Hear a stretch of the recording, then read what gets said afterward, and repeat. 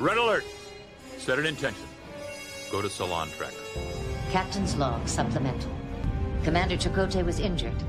But I want you to know, you can use logic to justify almost anything. Janeway out.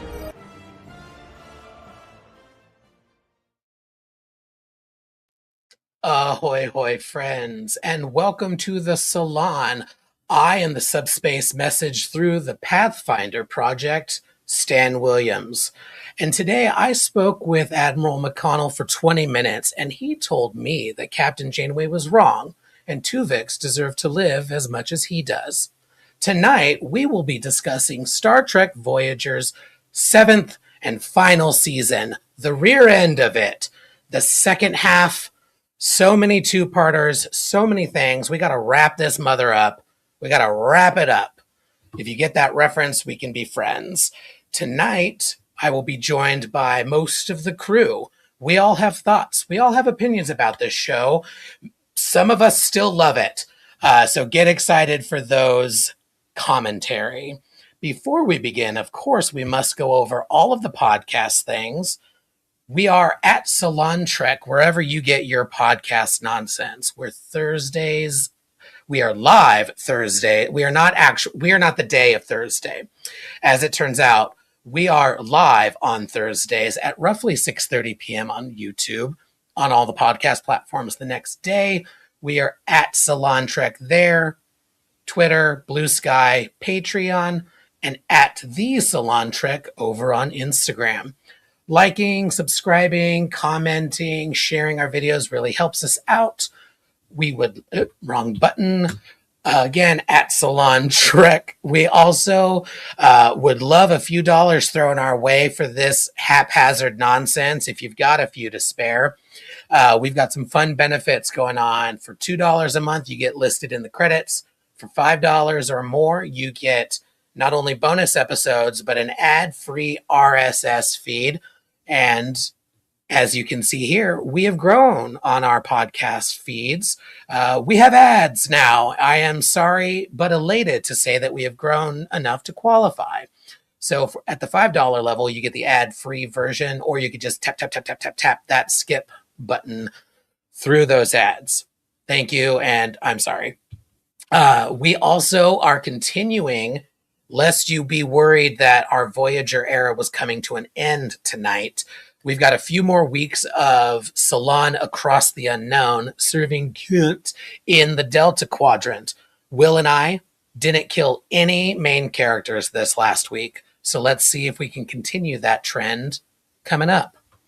I also want to throw a huge shout out to our good friend, Fred Bronson, new friend of the pod, a wonderful human being. We had a lovely conversation with him that went live on Tuesday.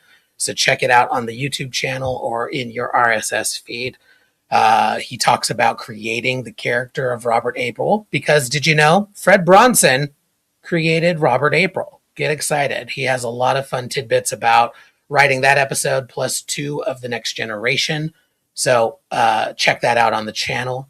And finally, you may not know it based on what Paramount is not doing or is doing, which is nothing, to promote a brand new season of Star Trek coming out in just 2 weeks. We are thrilled, and we are going to be talking about it. So in 2 weeks, we will be starting our coverage of brand new episodes. So get excited for that. Strange new salons in just 2 weeks. All right, that's enough of me ranting. It's time to beam in the crew to talk about the rear end of Star Trek Voyager. To start, who better to discuss the rear end than my number one, Trevor? How you do? Feeling more like a Friday at 5:30. It is a little happy hour-esque, isn't it? Given that you're all of Thursday. Well, yes. So. And speaking of Saturdays, here's Benji. Benji, how are you? Great. I guess it feels like Saturday in Canada. And speaking of great in Canada, here's Will. Yeah, sure. Yeah. I did not realize today is 7 of 9 day. It is indeed. And we're completing Voyager. What What marvelous timing we have. Yes. 7 of 9. Tertiary adjunctive. Here's Matt. How are you, Matt? I'm the primary adjunct of Unimatrix 69. Boo. God. Okay. Tomato. Wow. Here to save us, it's Joanne. How are you, Joanne?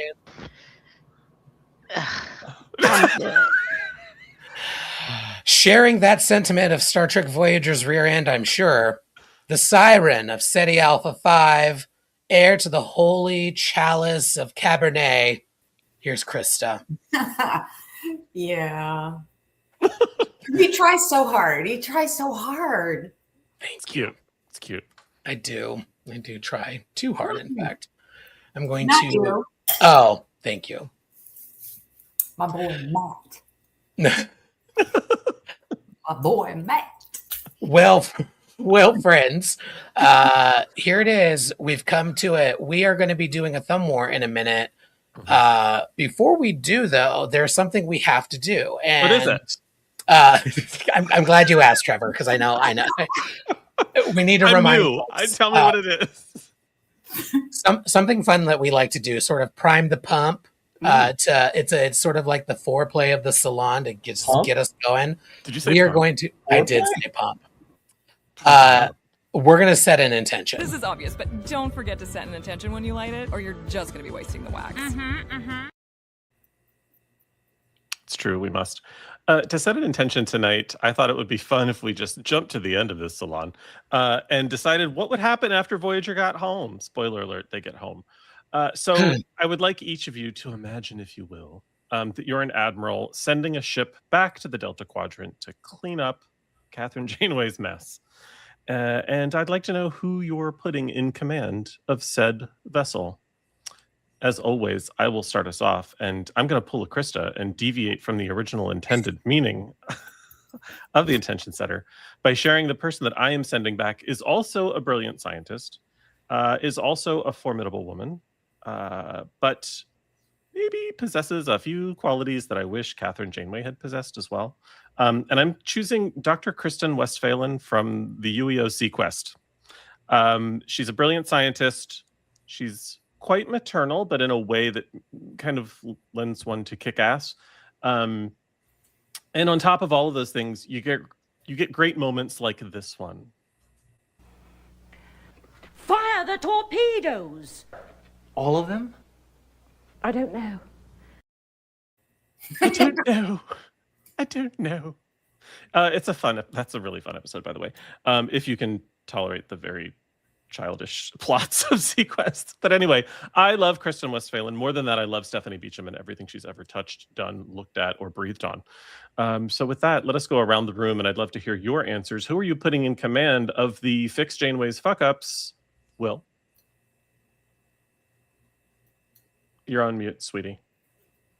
Or you're just choosing to talk to people who are better than us. I mean, yeah.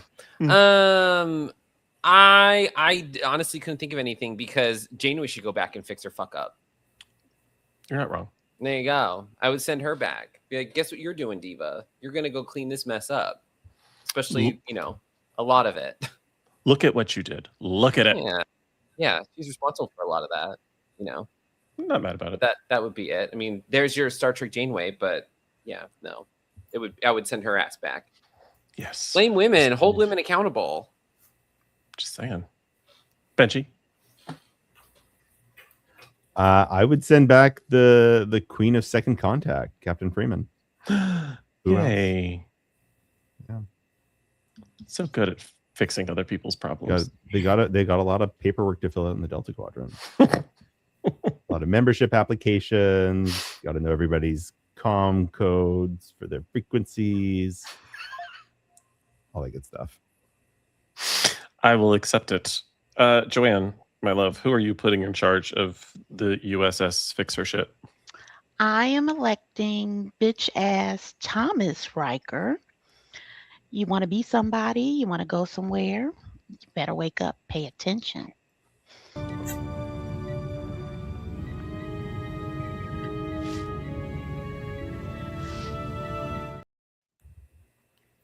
Love it. Doing all that with a goatee. I mean, you know. Mateo. I really think that there's only one person that would understand everything that happened, has had enough time to get away from the Janeway of it all, and also can like be confident enough to be like, no, okay, I get where it was coming from. I understand you people. I dealt with you once. So I'm sending Seven back, but as Captain Seven, preferably of something that is not the Enterprise machine.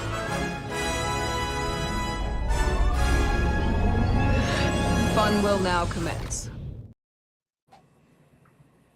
Not mad about it. I love that. Yeah. Not mad at all. And in honor of 7 of 9 Day. It's brilliant. Krista.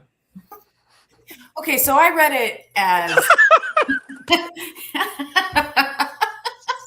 they're not just one person, so I have a collection of The siren of her own fucking question. Go ahead. Krista says it takes a fleet of people designed to handle the whole ship. I love it. I'm here for it. We're here all night. Go for it. So, and it's a rough crowd. I've got Giorgio, Rios, Nala, Jillian, Walter White, and Betty White. I want all of them to go back and clean everything up or eliminate. It's a nightmare for DTI, but somehow they let it happen. They're like, yeah, whatever, do it. And the uniforms, because I'm thinking Jillian. Yes. Yeah. I mean, I as I said, it's an explosive crew.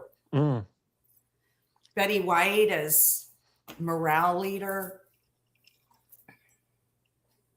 Just telling stories. Picture it. Oh, no, not picture it. Back in St. Olaf. I mean, imagine, so she's got to deal with the Borg Queen, Betty White, in St. Olaf. Here's a 75-year story. It's just the one story with watermelons and... It's the new Kirk talking a computer to death. It's just Betty White telling stories through the Delta Quadrant. There you have it. And Walter White in his little hat. Just for the hat. Just for the hat. Fuck that uniform, he says. I'm the guy at the door. This is my fucking hat. Love it. Staniel? Yes, I also took this in a slightly different direction because my girl Janeway can do no wrong. She doesn't have a mess to clean up, but she does have unfinished business. I want to leave this place. That's right. Admiral Janeway is sending Armis to avenge her lost crew from her 7 years in Voyager. Because it is not her fault. This is a joke. She made many bad choices. I still love her. Admiral Janeway putting Armis to work. Because y'all know I love a what-if scenario. This is a Star Trek Suicide Squad. And Armis, Agamus, she's gonna throw Peanut Hamper in there. And I see that side-eye Joanne, and I accept it. Because you're not wrong. You're not wrong. But I'm leaning into it. And the intentions are set. And now we must launch our final thumb war for this, the rear end of Star Trek Voyager's 7th season. Now, you might be asking yourself, because you just joined for the 14th episode in the Voyager thumb war, what does that mean? How does a thumb war work? I'm so glad you asked. So what's going to happen now is... Trevor is going to launch torpedoes. And by torpedoes, I mean, read a synopsis of each episode. It's going to be terrible. Those torpedoes are going to misfire like Worf launched them. He did not write them. But the Siren of SETI Alpha 5 did write some synopses for this rear end of Star Trek Voyager. And I'm sure we're all going to enjoy them all. We may or may not throw in a sound bite at the conclusion to let us know that the klaxon is ready for discussion. But then we will discuss each episode, and then we will vote in the only scientifically accurate way to judge television of the 90s with our thumbs, up, sideways, or down. Trevor? Yes? Is your torpedo bay loaded? That's what they say.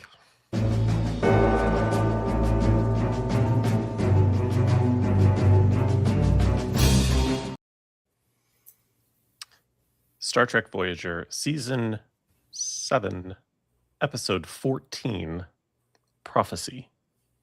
The Voyager comes across a Klingon ship, the crew of which believe that B'Elanna's unborn child is the savior they have been seeking for over 100 years. Not 1,000, not 100,000, 100. That is what the Google had to say. I would love to hear what the siren says. In which we find that a troop of Klingons believe B'Elanna is going to give birth to Jon Snow and invite the the free folk, no wait, all 250 Klingons to join them and their rules of conduct in the portion of Voyager referred to as the New Gift south of the Wall. Cultural and prophetic exchanges ensue. Etiquette and hygiene standards are strained, and B'Elanna chafes under the pressure of carrying Azor Ahai, the Lisan al-Gaib, and the Kuva Ma for an entire series, as one does. Hold on. And we're back to purebloods versus mongrels, and that is problematic because these zealots blew up their own fucking shit. So parts is parts, honey. Things get crazy when all the power resting in one woman's womb. So Opie accepts a challenge to fight till the death. Let the testosterone rain down upon us. More diseases, whatever this sickle cell bullshit is not going unnoticed, douchebags. Everything works out great.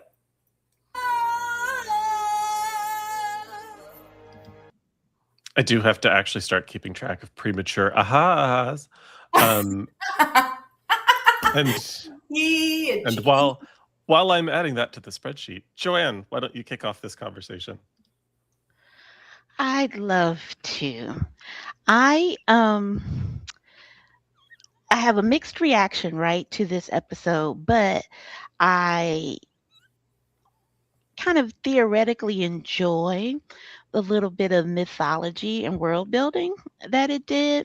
So it took me on a bit of a journey because I was like, where did these folks and this kind of sect come from?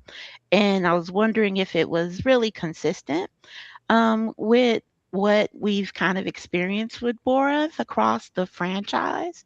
And so I went back to Rightful Heir and the 2 Discovery episodes, Point of Light and Through the Valley of Shadows, and 2 horrendous episodes of Enterprise, Affliction, and whatever the other one was called, Affliction Part 2, but I know that was not the name. Simply horrible. Oh my God. But what I found was, I don't know what I expected, but what I found was an odd consistency of, Borath being kind of the center, right, of their theology, their faith. But also, I don't know, I wish they would have leaned into it more and made it more clear that in all of these experiences, we learned that, the Klingons really do have a disposition toward genetic modification, and imprinting memories and creating identities for people. So I found that little piece kind of fascinating. But back to the episode, because I could absolutely sort of get lost in that. But the mixed kind of side of it is, and I looked at this episode kind of in relationship to the other one where B'Elanna hates herself. What's it called? Lineage. And, why they chose to lean in on, her father creating these issues, when it was really clear, I think, from this episode that there is still a lot of just sort of racially charged language and attitudes and approaches about the Klingons apparent in the Federation. So it really could have been, right, just They could have leaned into the racism of it all. Like, you guys are the bigotry of it all. Like, you say we're one people, but as soon as they realized it was Klingons, the language became very pointed, right? In charge. Oh, ambush, and that many Klingons are a problem. And then once they were on board, what are we going to do about the smell?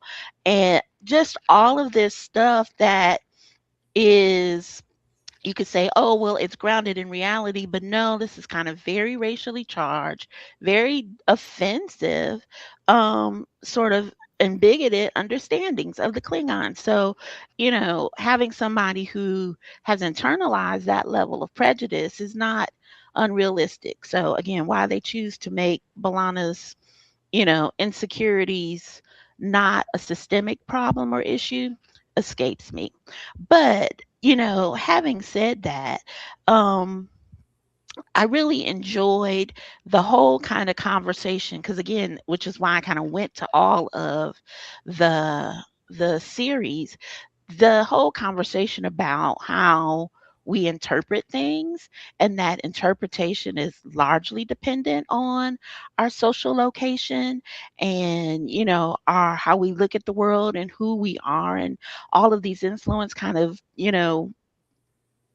influence what we see when we see things and when we approach a story in a text. I love the look of these Klingons. I mean, I know they were typical Klingons, but I don't know who said it last week or week before, but or maybe it was Ken. They went all out with the deep Brazilian wavy on these Klingons. The hair was herring. I love that. And big high kind of, they should just put in a big high pony. It would have been hot. But I love the kind of, even though they were far away, they still had a certain sort of distinct look about themselves. And I also just kind of love the little scene in the room when he was talking to B'Elanna, and B'Elanna's like, I don't really do this sort of things. And he's looking around her quarters, and he's just like, where are the pictures of Kalis? Where's your family crest? And if you know, you know. But that was just, and for me, a very black ass moment, because it is, we love our pictures of Jesus and Martin Luther King, and our family reunion picture. That is a very kind of cultural touch point for me, or touchstone. So I was just like, that was very funny, I thought. But I love I just love that sort of bit of world building where my middle of the road, but again, it was also consistent across the series. Where I struggled with is that I wish that the hybrid nature of the baby or whatever hadn't saved them. I wish it had just been that she was pregnant, kind of what happened with Nurse Ogawa when they all reverted with that retrovirus, just that she's a baby or whatever. But again, this kind of thing came up. It happened in the Enterprise thing too, because Archer got involved. Like there was always this undercurrent of, because of this proximity to a white man, intermingle with these, Klingons, like, oh, we're saved.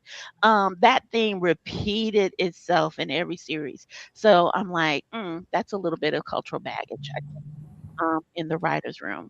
But, so there you have it. It wasn't horrible, but it wasn't great either. Yeah. And that's not even a great shot. He had clearly brushed it out by then. And he arrived. Yeah, it was full on Brazilian wavy. Yeah. Yes. Yes. I love that he had 3 different styles. He's like, all right, I brush out. Yeah, that was good. It was a good wigs. On the topic of themes that repeat, I think one thing that really rubs me the wrong way with this one is that it's another episode where a ship appears of the same species as a crew member, and everyone goes to the crew member, like, you want to explain your people? Janeway literally says, I got one of your people on board, Yeah. Yeah. It's like, I have one okay. of you. It's like, what is... It's not okay. It's not okay. It takes me back to original series in DS9. Like, there's an entire ship full of a particular species. Like, say what now? Like, why Why are we doing that? Why is there a ship crewed entirely by Vulcans? Like, and when they show up, we don't all look at Spock and say, "Explain yourself and your people." Like, it's just a very weird approach. That it's like if you're the irresponsibility of if you're going to analogize and use allegory to portray race via species, don't then, what are we at this point, 40 years into Star Trek, then try to backtrack and be like, well, just not all the time, just sometimes. Like, it's very convoluted and very confusing, and it doesn't land well, and it doesn't, like many other facets of this series, doesn't age well. It really like underscores the fact that the writers would see any topic like that as a, oh look, see, we're being coy with race, and we're being progressive. But then when push comes to shove, they're like, but I mean, not really. Like, don't take it. So it's like, it's always like we want to check that box and get the credit for doing it because, like, oh, hey, we have this allegory for people of color. And, oh, see, but they don't want to surface level. Yeah, they want to just, you know, like, see, we did it. You can't criticize us. We did it. But then there's no substance to it. Also, they did this episode in The Next Generation when we met Kalar. Like, we've done this. The sleepy Klingons who wake up and are upset. Yes. Yeah. Story by Dr. Trek. Wait, is Larry Nemechek the Dr. Trek book or whatever? The person who proclaims himself that. Yes. Sure. Story by, because he had already seen it. It also kind of diminishes the vessel. Diminishes into just a vessel carrying this Jon Snow child. Like she is kind of, she's just a secondary concern. It's really the baby, and it just again, it continues to rub the wrong way. The way that B'Elanna is. It feels like she's continually diminished. She is relevant only insofar as her relationship to Chakotay or Tom Paris or now this baby. She's not celebrated on her own. Like, they didn't seem particularly excited to find her. Yeah. I mean, right. like, Immediate zoom in on her stomach. Like, yeah, oh, exactly. It's like, did you want to, I mean, can I have some dinner first? It's sort of. Oh, your uterus is occupied. You're more important now. Like, wow. You're doing your womanly duties.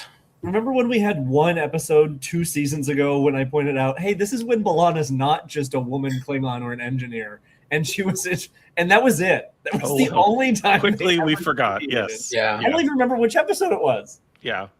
I put this in the chat, but I'm going to say this a lot tonight. We've said it every week. The Voyager reset screws with this show in so many ways. This being the tail end of the show, it's the back half.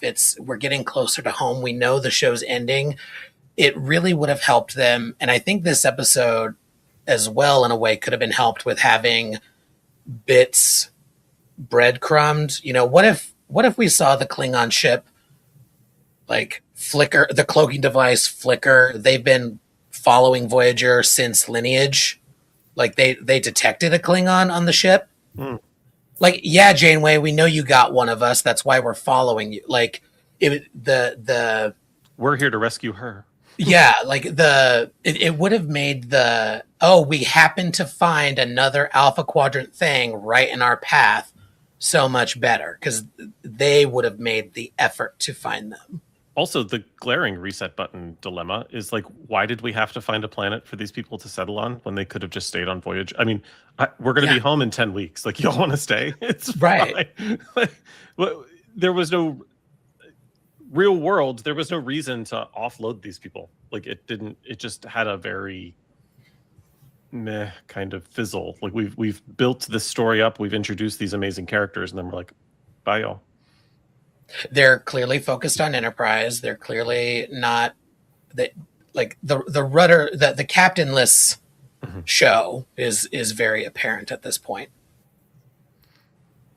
Any other thoughts? Oh, sorry, Will. Sorry, I was just gonna say, I find it weird that this is how we kind of effectively close out B'Elanna's story with yet another repeat of something that about her heritage and her struggles with being bispecial, but then also in service of a man. Because now, before she was a Klingon, and then she was an engineer, and in this one, they added the third thing. Now she's pregnant, so she's never like. It's just kind of, it's annoying. She's a vessel for other things. It's very annoying because her character is very interesting and would have been great to explore in a more thoughtful way. I mean, hindsight being what it is, but this episode's so strange. This back half of the season is like, this is how you're ending your last season of this show. Like, it's every one of these episodes is so bizarre. But anyway, I don't want to preface too much, but cool world building, but like overall, such a strange episode because it also feels like I've seen it before. Strange old worlds. Show me your thumbs, please, for Prophecy. Ooh, look at us. Love it when that happens. Season 7, episode 15, The Void. The Voyager is sucked into an inert layer of subspace, who hasn't been, from which no one has ever escaped, and where the trapped ships must compete with each other for resources to survive. Siren, do it better. 7 applies her Michelin stars to a 300-course meal, and quite literally, I've been to numerous of these sorts of performative meals, and they do nothing so much as suck the joy out of a 3-mile radius of celebrations. Here, however, it sucks the solar system from the solar system. Thanks, 7. A mystery ship pulls a smash and grab of essentials from the Voyager, but notably left the gourmet 300-course meal untouched as a Yelp review. But survive they must. So it's a long, cold look into the heart of humans when resources become scarce and survival unrealistic. A stowaway is discovered. We argue the difference between opportunism, principled structures, and shared goal alliances. Oh, protect the ship full of cocktail weenies. And the alliance with former President Obama is formed. Fantome forms a band.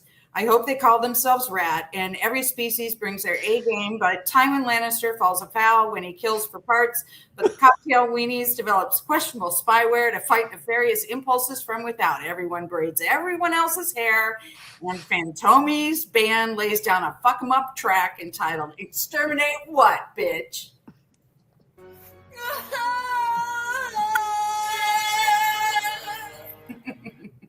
I would like to hear that.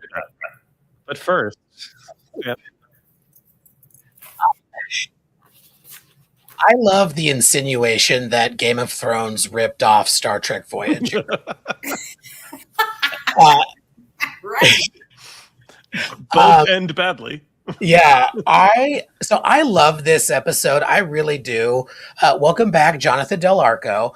But there are some problems in this episode. Let's start with the positive, though. I love the coming together, talking about Starfleet's mission, really leaning into our values, building it was like being in a mini Federation again. That was cute. I loved it. Great message. That said, I understand exploring different aspects of humanity, but making your sexy bombshell learn how to cook for other people is fucking weird. If she was enjoying it, that would have been fine. But that she was serving other people, I mean, at least it was Tom and B'Elanna. It wasn't just like Harry or Chakotay. Well, hold that thought. That bothers me. There are better ways to do it. They're wasting the potential of this character on sexist tropes, as they have been. That's not a knock on Jerry, of course. She's a wonderful actress. She brings so much to this character, as all of these performers do. They're not given great material a lot, but what they do with it is incredible. The guest actors are really fun. I love seeing Tuvok with I think they were specifically designed to look like humanoid hippos. I forget what they're called. Cocktail weenies. The cocktail weenies, yeah. The turds. I love that moment with Tuvok and the turds because that shit was funny. It's like you should not be spying on these people, and they should not be hiding their ale. Like it's a dumb, cute little moment that I loved, and teamwork saved the day. Those are my thoughts on this episode.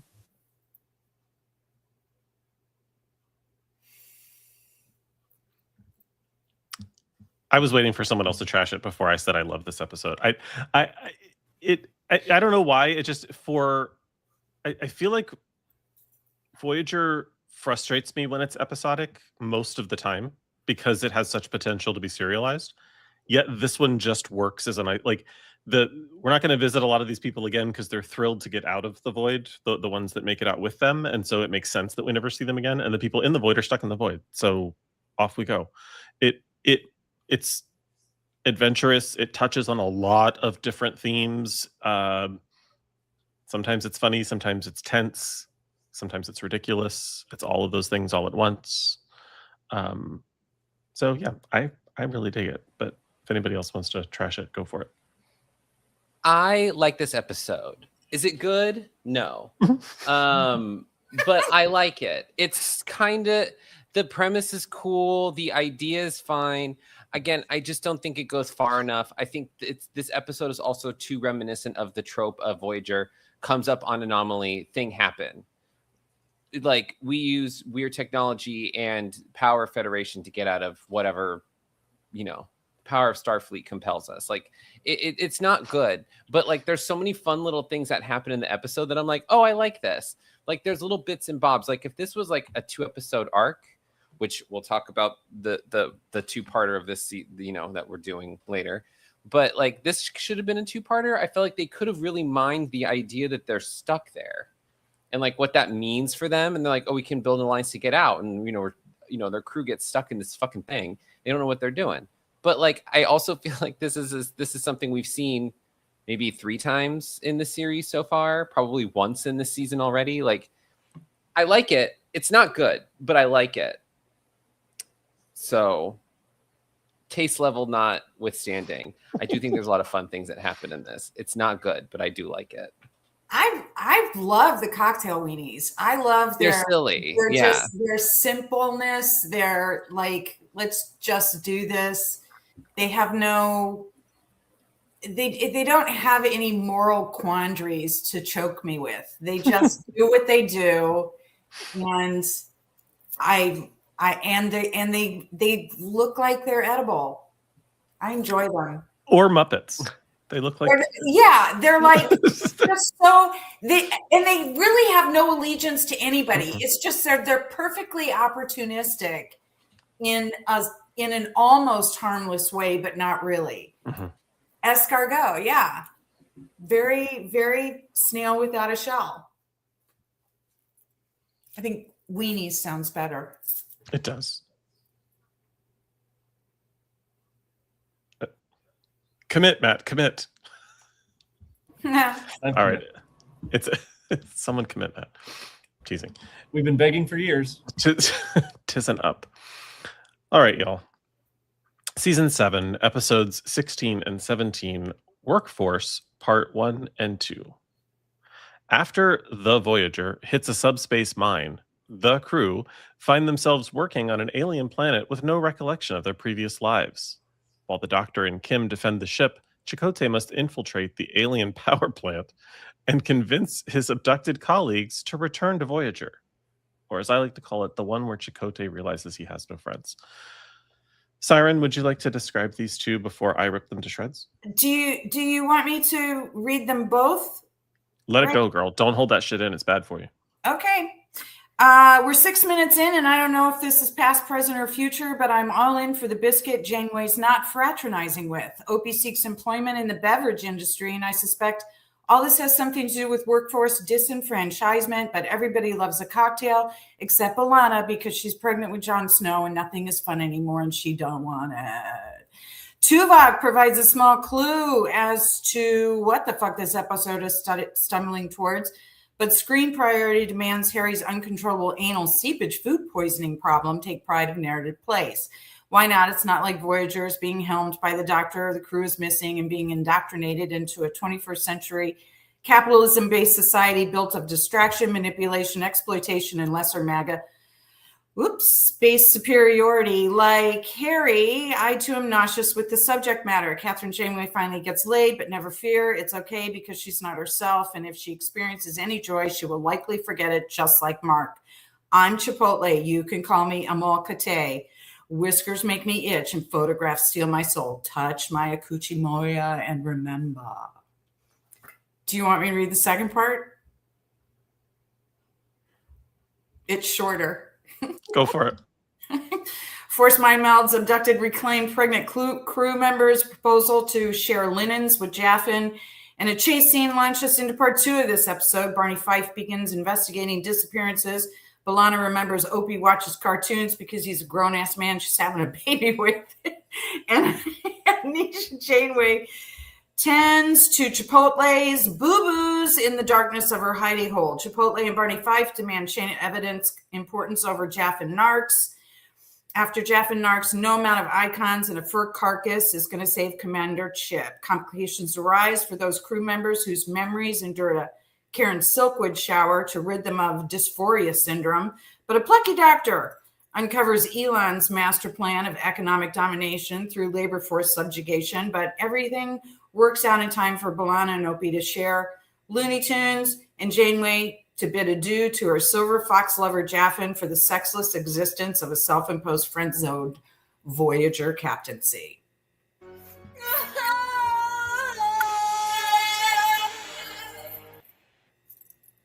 I will do my best to follow that by sharing that I fucking hate these episodes. At the risk of upsetting friend of the show, Lori Ulster, who loves these 2 episodes for reasons that she has stated, and I agree with her. The reasons that she gives are good reasons to like an episode. I just don't happen to enjoy this one or these 2. I frequently describe them as the ones where they all get jobs. It doesn't, like, who was sitting around and was like, what if they all worked in a factory? But only a few of them remembered who they were. Like, what? Why? This feels again like not Beltran. Ricardo was like, how can we put me in a red jumpsuit and put me in command? Like, it feels very like someone had a vision, and so we had to write 2 episodes about it because he saw a picture in a dream once. It doesn't make sense. I don't understand. It's another killing game where we just like rip the ship apart and then next week everything's fine. Like, we launched all of the escape pods, but they never show the escape pod doors open. And are the escape pods brought back, or is Voyager now, after these episodes, traveling without escape pods? I don't understand. Maybe they build them just like they build shuttlecraft. Who knows? But it just, like, I don't understand, unless we needed to give Janeway a romance, which we could do without making her forget who the fuck he was, which, by the way, I knew who the fuck he was because he's the Charmed One's father. This guy has a recurring part on Charmed as their dad, and he does a wonderful job playing dad and eventual grandpa to the Charmed Ones and their children. All of that is to say, I don't get it. Like, there's nothing, in my opinion, that's remotely redeeming about these episodes. I wish they never happened, and I fucking hate them. Anyone else? As the banner says, a rare miss from Trevor. I passionately disagree. It's okay. You're allowed to be wrong. And as are you, my friend. I hear you. I do. They didn't need to be 2. And the basic premise, I think, is definitely missing. Like, I needed more explanation of, like, oh, there's a labor shortage. What? Like the something medical. People can have children in this sector or something. Like give me more juicy world building or something. What redeems this episode for me more than anything else is the performances. Like, I agree. Like, what if they find jobs is not all that enticing, but like Kate acts her whole ass out in this episode, and the moments that she has, not only with Jaffin, but with Chakotay, who she doesn't remember. Look at this chemistry coming back now that she doesn't recognize him. There's something to that too that they could have leaned into. Anyway, I enjoy these episodes. I don't love a lot of aspects of it though. Like that Tom and B'Elanna, like, will find each other anywhere. Like, he doesn't deserve her in his real character's life or in this character's life. Although I do appreciate, I'm torn on the like coming to her rescue of it all, but like, I like that he's not, like, he's flirting with people, but he's not an overt creep. So like, they skirted that line better than they usually do in this show. End of my thoughts on this. I like it, but I hear you.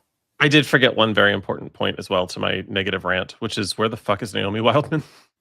Also that, yeah. She's taking a real long nap. Oh, I will add the Harry. Guys, give her some Benadryl. Yeah, yeah. Where are the Borg children? They dosed her. Aren't they already gone? The Borg. Well, we only have Echeb left. Yeah, they still have Echeb, but yeah, where's Echeb? They might steal people to be laborers, but they're not. They don't like have child laborers in their society. Yeah, what do you? We draw the line somewhere, and it's child labor. So why isn't she on the ship? Yes. They put her in a barrel. Yeah. I did notice, like, in terms of the labor thing, though, one thing I noticed is that they actually do have some good policies, like everybody has medical. And one thing, like in Canada, you're forced to have medical. You're forced to have medical because you got to keep them working. But like one thing that I noticed was that like they give like all workers full protection of their laws, which like if you're up on Canadian, well, I wouldn't say current affairs, but affairs from like 10 years ago. I don't actually know whatever happened with it, but like we had like a temporary foreign worker program where we would bring people here, but then they had like fewer rights and they wouldn't get any like points towards like maybe properly immigrating. So it was like a really exploitative relationship. So that was in the news again about a decade ago. So I was kind of impressed that on this planet they give people for full protection, because we did not, and I don't know if we do now. So it was a nice like distinction that the government was not doing this. It was like it was the company. Private equity. It was private equity stealing people, and the government was like, hey, our workers have all rights. I'm glad you called that out, because wouldn't that be nice?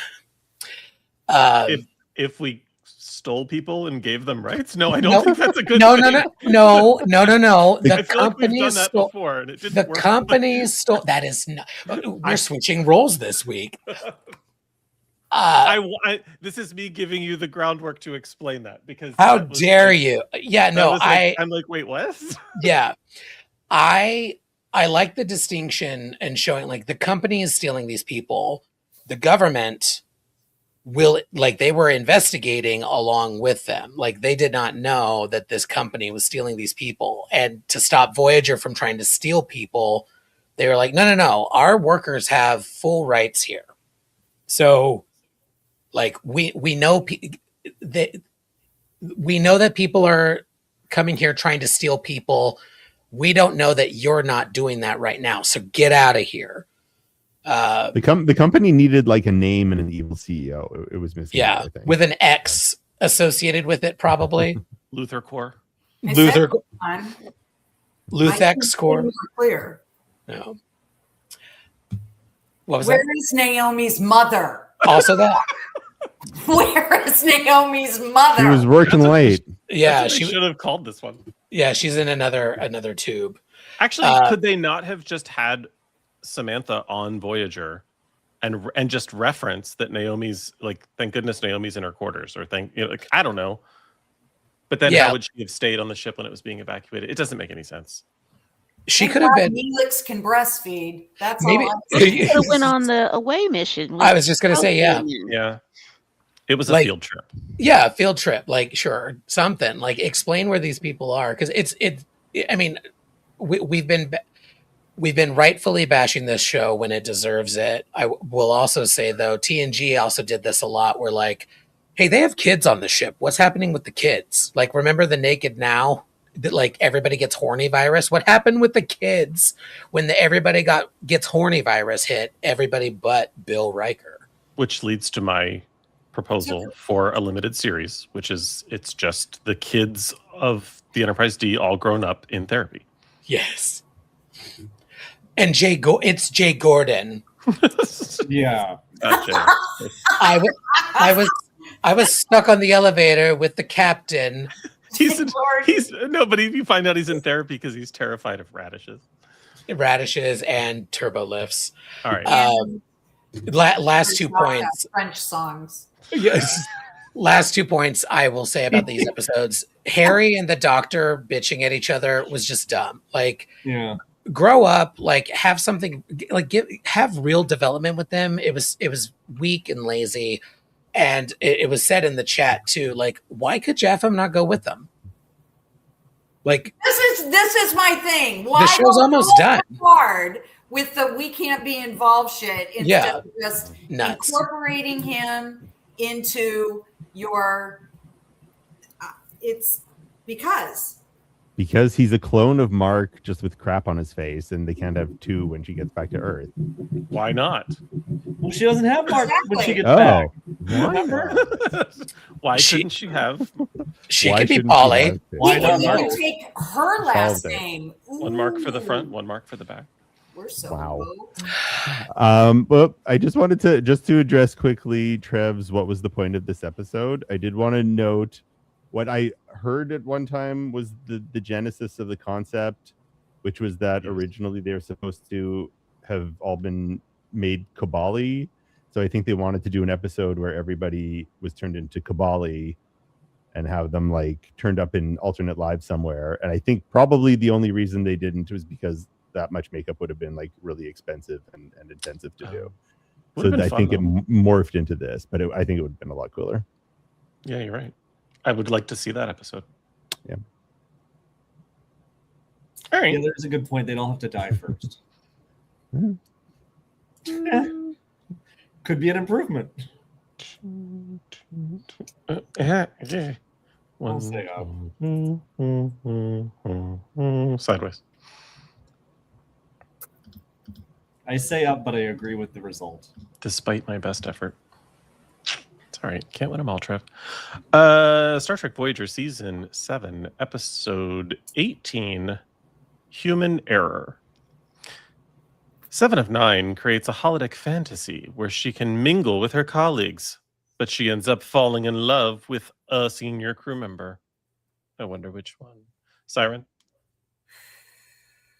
All right.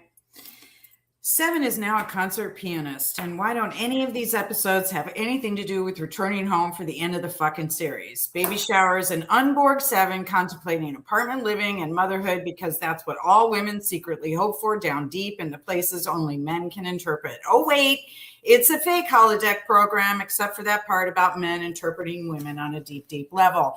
And we all laughed and laughed, bouncing back and forth between dreams and reality. Neelix tries to encourage 7 to no longer think of herself as a Dyson recharging in a closet with interior decorating chips. And oh my God, Chipotle shows up with a woven dream catcher, and I'm so fucking done, despite the fact that it will absolutely get worse from here, guaranteed by a proposal of dinner. There's Chopin, lamb, smirks and smiles, and Jesus in a fucking breadbasket at the Cracker Barrel. I cannot, people. I admit I feel a responsibility to watch Voyager because y'all, but so help me, this pile of festering day-old shit episode is beyond my capacity. Tits McGee has broken me. The collection of flaccid erectile dysfunction masquerading as a writing staff has broken me. I'm done. Fork me.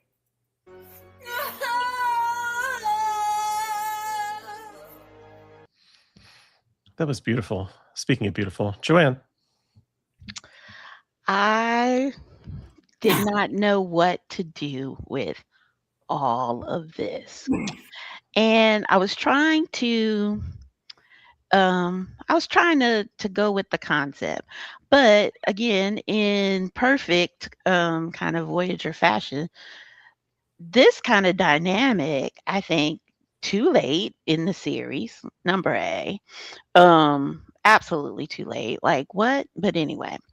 Um, why does Holodeck 7 ask for a uniform and real life 7 doesn't? Like that, spoiler alert to the end, that's actually something she could have taken action on. I need a uniform.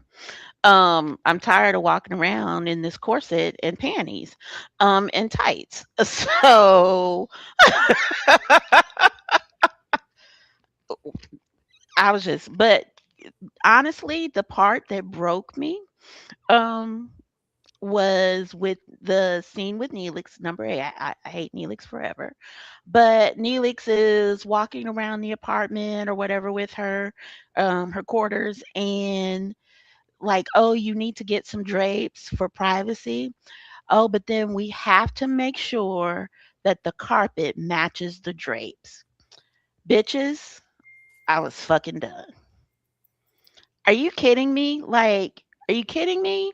Like, we're at this point in this series and we're making a carpet matches the drapes joke about this woman and this who has saved the ship almost every episode, who does stuff that no one else can do, who that's when it broke me. Like, what are we doing here? I was like, did she break up with her with the producer at this point? Because this seemed like vengeance and retaliation, quite frankly. Like the level of violence enacted on this character um was just bizarre to me.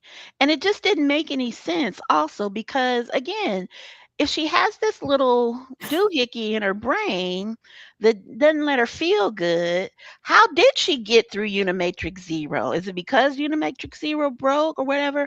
And then why do we have all of this body and soul? The doctor's in love with her. All of these feelings and situations have been present since she arrived, but now she can't experience any of that, and she has to make a decision just like Janeway did those episode we just got finished fucking talking about, of work or relationship.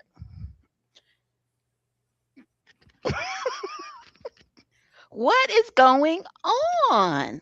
What is going on? And majesty praise to the king. Girl, Krista, take it. I don't understand why, if this was triggered by Unimatrix, whatever, why didn't she just use that dude in the hologram, on the holodeck? Like, why is it suddenly? I know I would. Number one, and number problematic two, gay alert. And number two, why are we needing drapes? Is somebody walking a dog outside the window? Is somebody just taking an evening cruise, looking through who the fuck is looking through the windows? Who's looking through the windows? Tell me, somebody, anyone. Like, the whole thing is just stupid. Captain Ed Mercer is looking through the windows. The whole thing is retaliation towards she doesn't like me anymore, and so we're just going to double down on everything now. This episode is fucked up, like, in so many ways. The actors, Jerry and Robert, discussed. They were like, "Oh, is something going to happen here? Because we could play into that. We could weave into that. Oh, no, we're not going to." And then several episodes later, something else happens that we'll get to. I will be controversial yet brave and say that the basic idea of Seven and Chakotay, I am not 100% against happening, but the execution is so wildly fucked up that it ruins any potential for it to be good. because there were moments that like seeds could have been planted, pardon the pun. Like there were, like they've had missions together, they've had moments. She was not like, he wanted to boot her out the airlock before she was severed from the collective. And so that growing into a romantic relationship could be fun and interesting. But they use this character in so many gross ways. It just falls apart. And this episode is just like there's something interesting potentially here, but then they're just being dicks to one of their actors. It's fucked up. I really just quickly want to say, and not to spoil what I was going to say for another one that we will talk about. In my headcanon, the only reason that she went for Chakotay was she saw him go from woman to woman, and then in her Borg brain trying to process emotions went, well, I guess he might want me to, and then realized that this was ridiculous and then goes and becomes a lesbian, because I hate them together and I'm going to adamantly stand against anything. I think he just comes off as a creep, so she's like, well, I guess he would be someone to experiment this with. That's the only logical thing that I can come up with the two of them. I need to throw this up, and I just want to, because of the phrasing of it all, I want to help. Phrasing. I want to help my sister in Trek out, because the phrasing, Matt does not believe one just becomes a lesbian. Okay, yeah, obviously not. But I think it was like, in her mind, she's like, well, he's going for everybody else. So I think, girl, I'm trying to help you here. I know. Put the shovel down. He's not Will Riker. I don't have that impression of Chakotay. Yeah. And the whole thing with B'Elanna, it makes sense. I think I said this before, for the crew to be enamored with Chakotay. He's the first officer. He's responsible for staff. He's relatable. He's a relator. He's a connector. I don't think that that's unusual, or I didn't find her gravitating toward him odd. Mm-hmm. He's responsible for their development, kind of professionally, in the absence of any kind of counselor, on some level of personal development too, kind of along with Neelix and the doctor. Do you know what I mean? Like, so I don't find that odd. I don't. But they also, if they just wanted to explore this theme, they could have, honestly, her and the piano playing and the music and the metronome would have been a sufficient sort of experiment. Period. The end.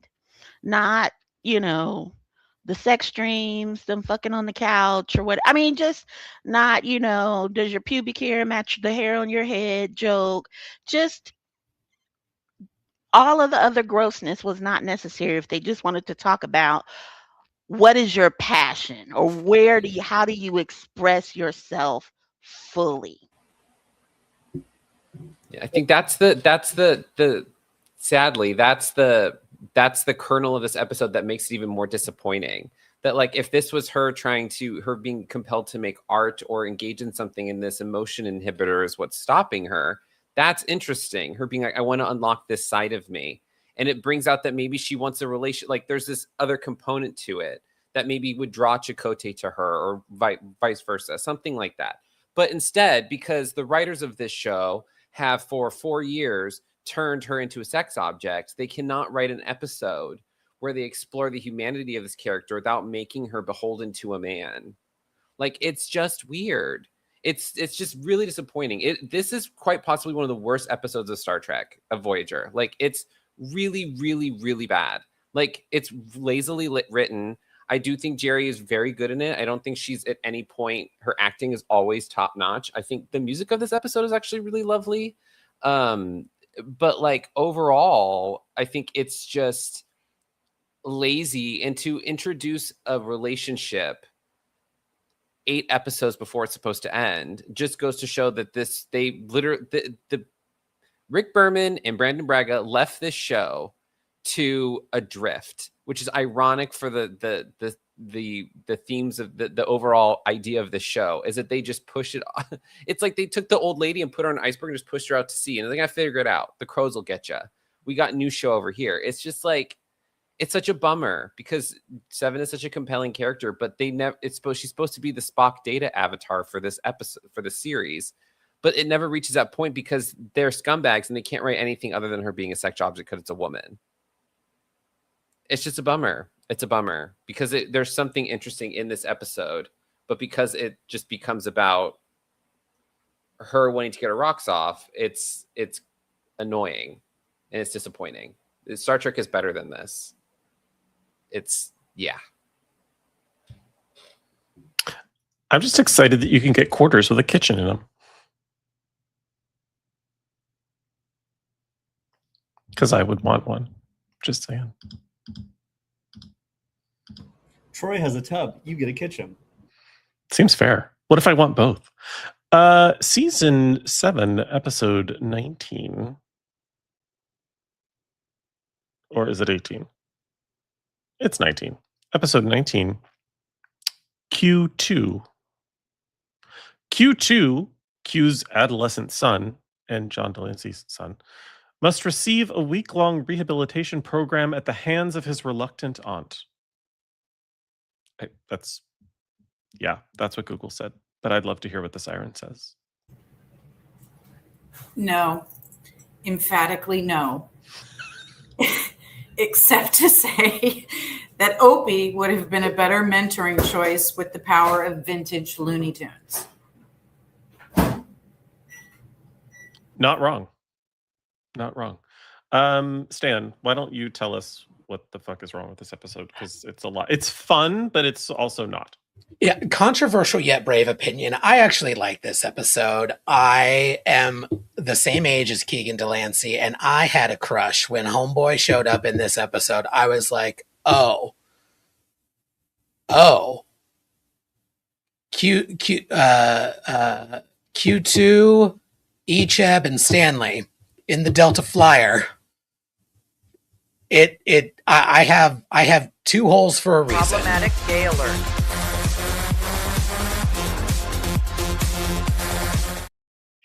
And I apologize because that was aggressive, but it's true.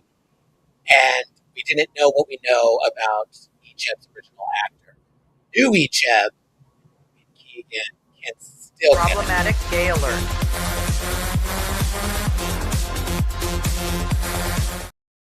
My problem with this episode is it comes too soon.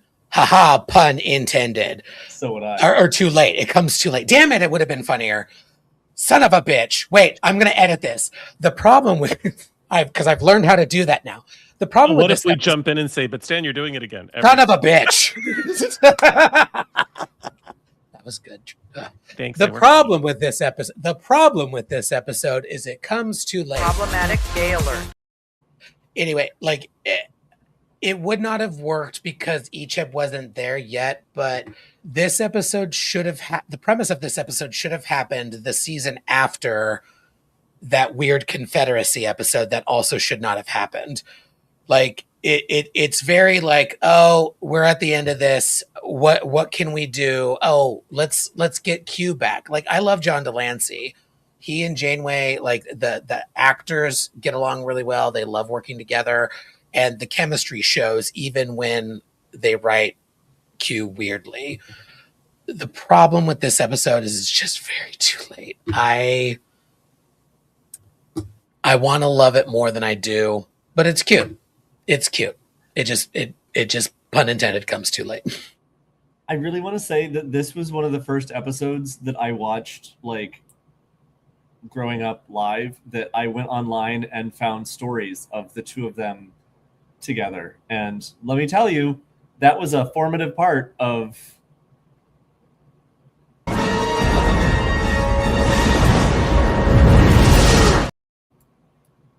the head was blown off several times. And problematic gay alert.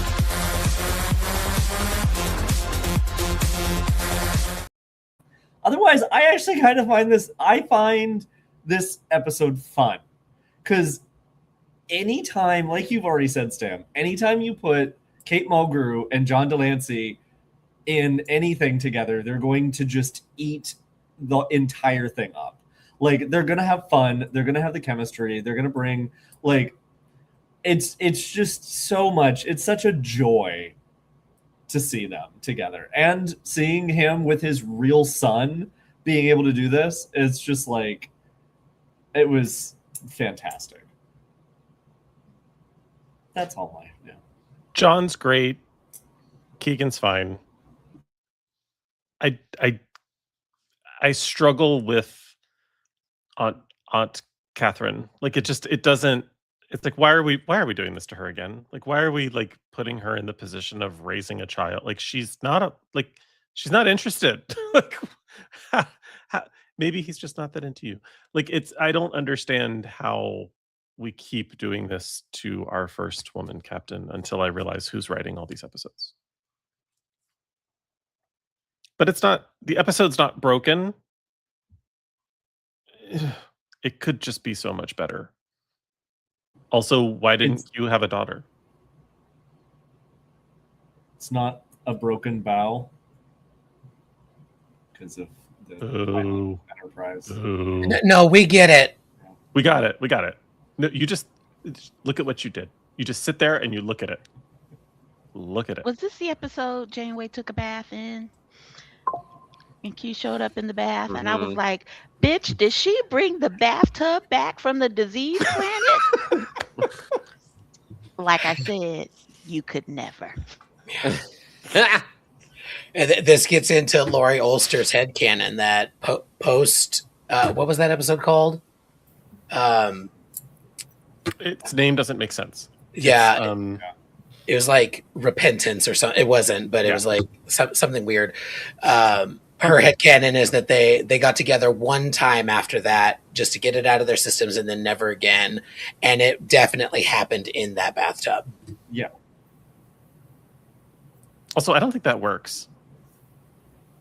What? You don't get it out of your system. Like, once you like bathtubs. Like, no, what? I don't think the hit it and quit it thing. It Like, I works. mean, it can, but like, not if you're really into the person and they're constantly there. But if you have really bad, if you never really see the bad person sex, again. Well, if it was bad, sure. But I'm just saying, like, if you never see him again, that's one thing. But like, you can't hit it and quit it with the guy that literally sits next to you on the bridge that has no center seat for some odd fucking reason. But he's there for 7 years. You can't forget him. You don't. Yeah, but is he there for 7 years? The center seat is in that bathtub. I'm no. I'm done. Any other thoughts about Q2 before we rate it? Then let us rate it in the only scientifically reliable way possible. Oh shit, we're all over the place. 1, 2, 3. 1, 2, 3. 1. Oh god, I think that lands at a sideways. Yeah, that makes sense. Season 7, episode 20. Author. The Doctor's holonovel creates tension aboard the Voyager as the ship prepares for a new two-way link that will allow the crew limited contact with Earth. Siren. It's a go for Operation Watson, and yet another appearance of Lieutenant Barclay. And it appears the Doctor has written a tell-all book entitled Photons Be Free, which, not surprisingly, lauds himself and proves problematic elsewise. He's still nursing his festering failure to get his own way vis-a-vis his brothers in hologram bondage, Malkovich-ing in the Delta Quadrant, viva the photons, inferior organics. 7 is his only friend and defender, and if anyone is even remotely surprised by this, I will ship a green energy powered farmyard right this minute. I actually very much enjoyed Picardo in this, in all his variations. I'll say that.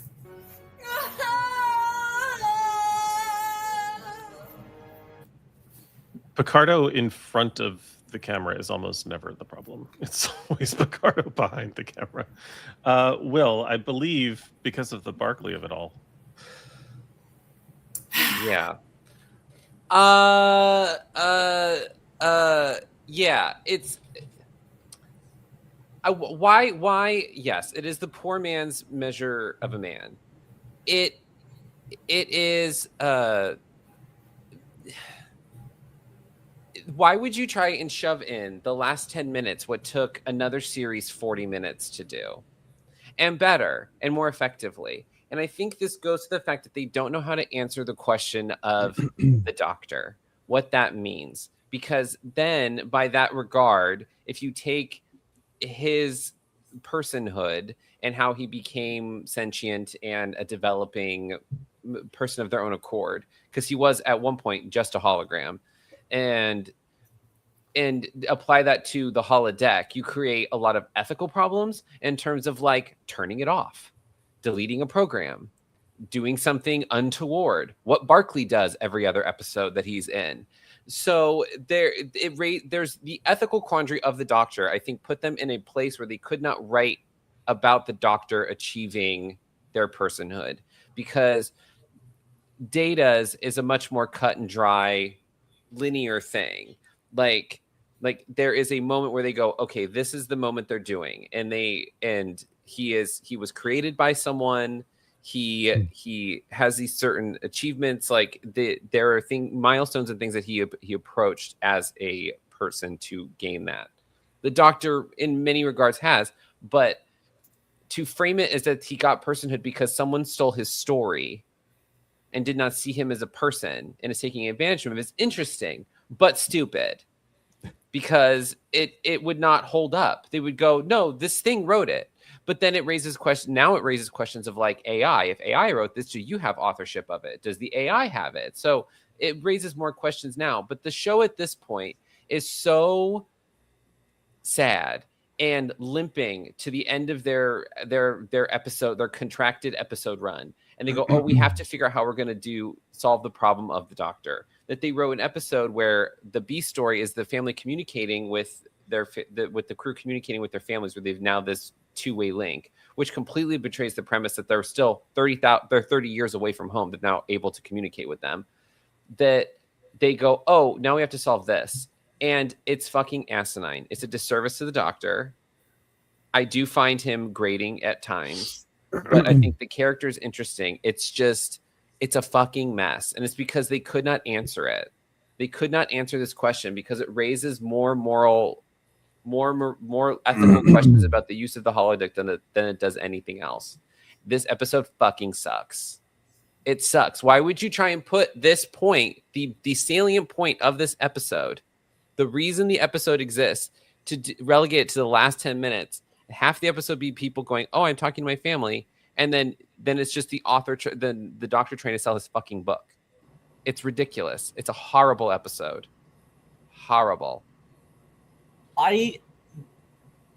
Why did they spend so much time making us fight against wanting him to get anything in the episode, to then they don't make it endearing of like, oh, we're really he's done this thing and he created. It's like he's an asshole that wanted to insult all of his friends when they pushed back, had to learn his own moral story to then defend himself against copyright infringement, which the Federation Starfleet could have easily gone, okay, fine, maybe it's not a real person, but it was still our technology that created it, so therefore Starfleet is telling you can't do this. Like, from a legal standpoint, all Starfleet had to do was like, okay, fine, he's not real. It was still one of our pieces of technology that created this, and we're telling you we own this technology. We're telling you you're not allowed to use its byproduct for it. Like, it's a very simple. There was no conclusion to it, Will, like you said, and it just like irritates you the entire time. Where it's like you've been on this.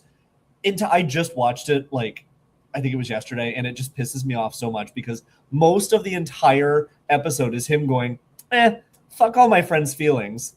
I've been doing this for 7 years. But no, I want to get ahead. Fuck you. And like everyone sits down and is like, hey, we don't like this. Just change the physical parameters. Do anything that doesn't make it look like us. Oh, no, I don't really want to do that. And it takes Tom being a dick directly to him. Like, and that's all the lead up to this, what is supposed to be a measure of a man-esque, which is like a millimeter of a man. Like, come on. Like That was good. That was really good. Damn it. It was good. And then you can't. First of all, don't try to do Measure of a Man if you don't have Whoopi Goldberg and Patrick Stewart, because like, what are you doing? But the idea that he was such a dick to everybody, and then they're all like, "Oh no, you can have my subspace link time to defend yourself, so that you can get your property back in a society where we don't like it's your intellectual property, not your property, because we don't have property." And then Voyager's fan film, like the reason that there's no suing for defamation is because there can be no damages awarded because there's no money.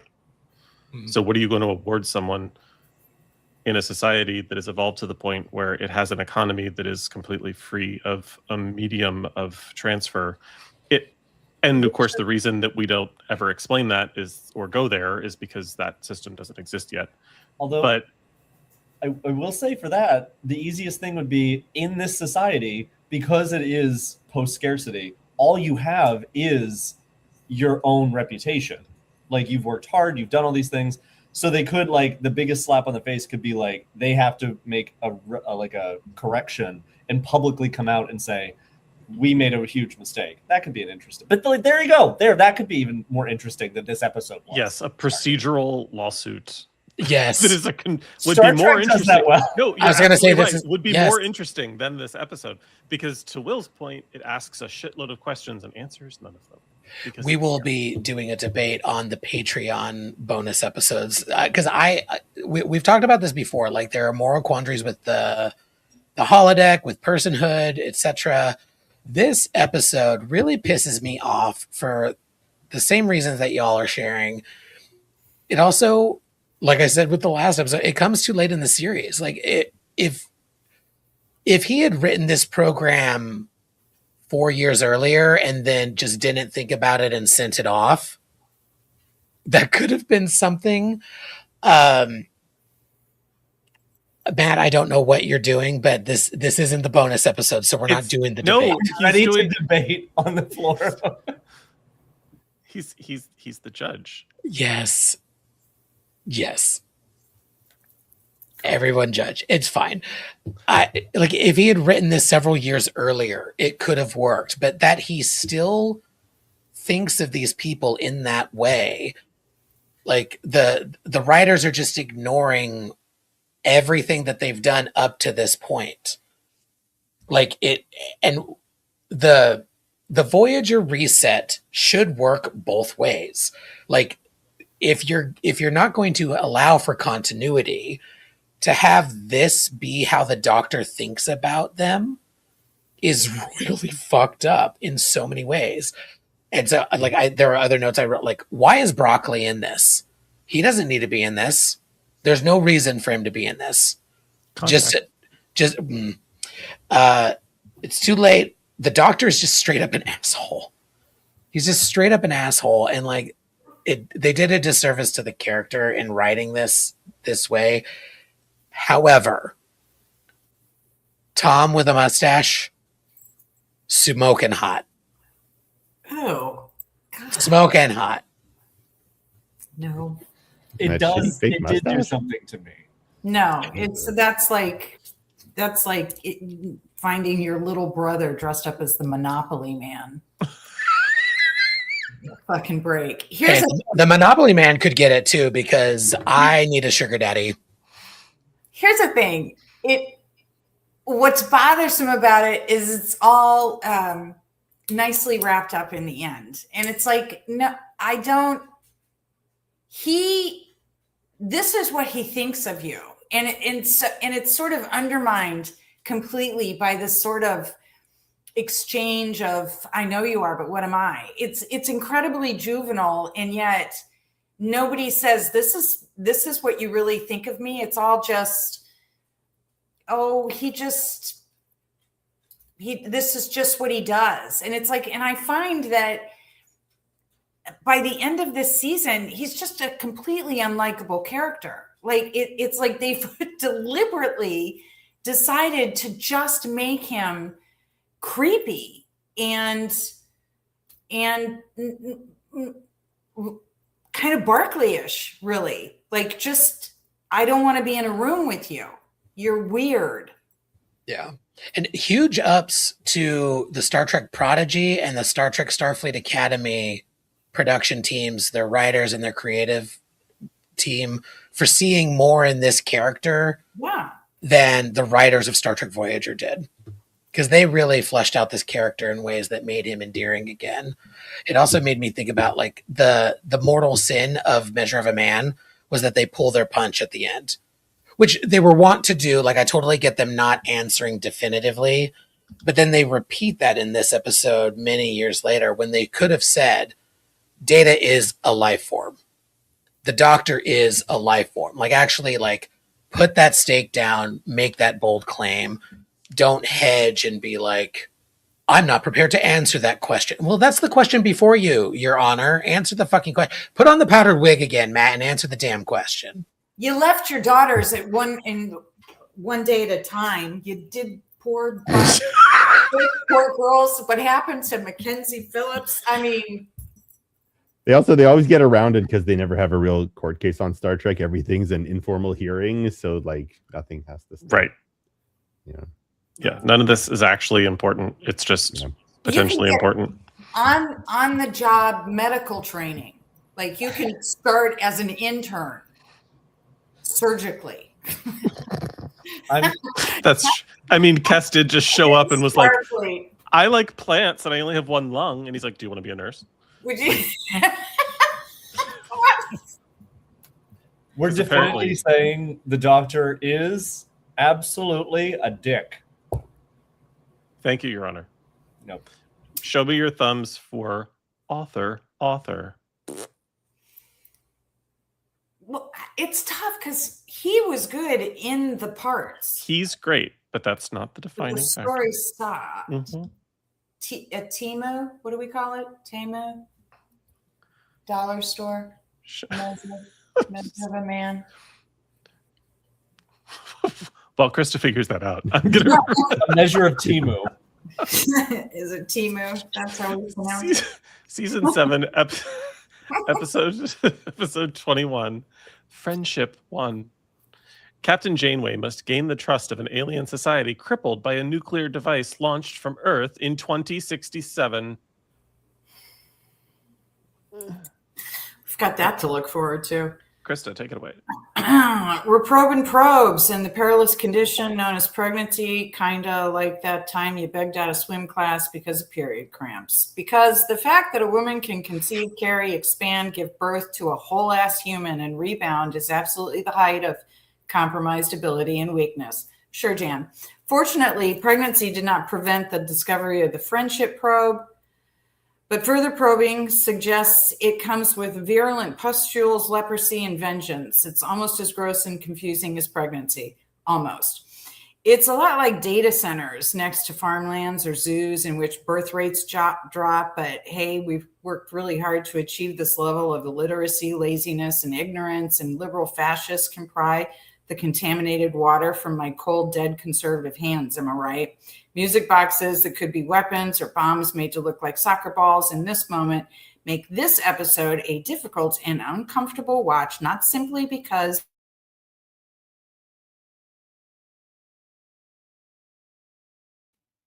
Speaking of uncomfortable watch, did Krista just freeze or did I? Krista did. Oh.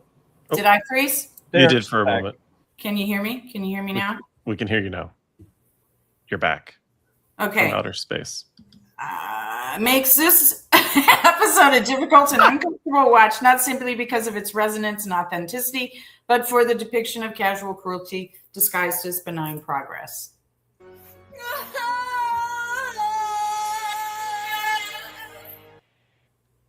Matt, take it away.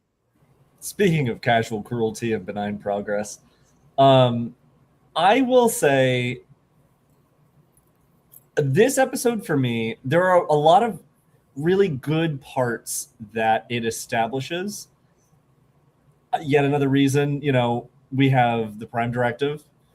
Yet another reason that, we take more care in, the people that we give these technologies to, all of those things. it also, to me, as like, I don't know what part of me that this like resonates with, but I really did love that like return to familiarity for Janeway when they're having that moment when she's talking to the Admiralty and they're like, hey, by the way, we found you again. Here's some orders. Like, you're not off the hook. You're still Starfleet. Like, there was something about it that I actually really liked because it felt like Janeway was finally feeling like she wasn't on her own anymore. It wasn't like she was just leading this endless, pilgrimage across the galaxy. It felt like she finally had a command officer that we haven't seen her have. We see Picard go up against how many different admirals throughout the series and stuff. And it felt like finally Janeway gets to be a captain again and not, this godlike savior woman of Voyager. Why is everyone in a cave? Like, I know that the answer is that's the soundstage that they have built, but like nuclear holocaust. Yeah, but like there wasn't any technology. Like we have bunkers that don't just look like rough caves. Like, I don't know. That was always one thing that bothered me. But I love the concept of this. I love that humans met the Vulcans and immediately went, oh my God, we need to see who else is out there. Like that, like the drunk neighbor that's like, I saw you just moved into the cul-de-sac. I wanted to say hi. And it's like, sometimes that's a really bad idea. Sometimes I'm the drunk neighbor. And it's just, sometimes. I did love that we get to see, like, we get reminded of what this technology is capable of. That this was just a probe that we sent with an antimatter reactor. And we were like, let's just strap that shit on the back of a thing and send it at warp, unmanned. We barely have created this technology, but let's just shoot it out there. And we see how devastating it really can be. And like when we eject warp cores, it's not just, fun and games, but like that's a serious, I don't know. There was a lot of this episode that could have been, as Voyager does, could have been really fun and great for world building. And it just got messy. Like it just, they went blazing in and Tuvok's like, fuck it. We getting you out of here. Like, they're like, listen, the Federation can only do so much. We would love to help, but we can't. So therefore, we're just going to go and not really do anything. And then obviously fixes at the end. And it's nanoprobes because it's always fucking nanoprobes. So. Remember Joe Carey? Remember him? From 6 years ago? Justice for Joe Carey. I say grow a pair and kill Samantha Wildman. Yes. Something. I will give them a tiny bit of credit for it not being some random new character that we had not met before. Yes. Like they have done many times with like Ensign Ballard and Ensign not Ballard from the earlier one. That one, yeah. I like this. And I like that we saw the captain go back to his court. Like we saw that like summation. Usually it's like, well, he's dead. Oh no, I'm sad. Here's a torpedo tube. But like we actually got to see like the ship he was building and all that. Welcome to Matt's 24th century funeral home. Yeah, so I like this episode. I think it's an interesting concept. They like this episode because Brannon stole the idea for, dare I say, like Enterprise did it better, but because Brannon only 3 original ideas, Braga also apparently steals ideas because that episode from Enterprise was not 5 months later. Yeah. Friendship 1 was April 2001. Terra Nova was October 2001. I cannot say it enough.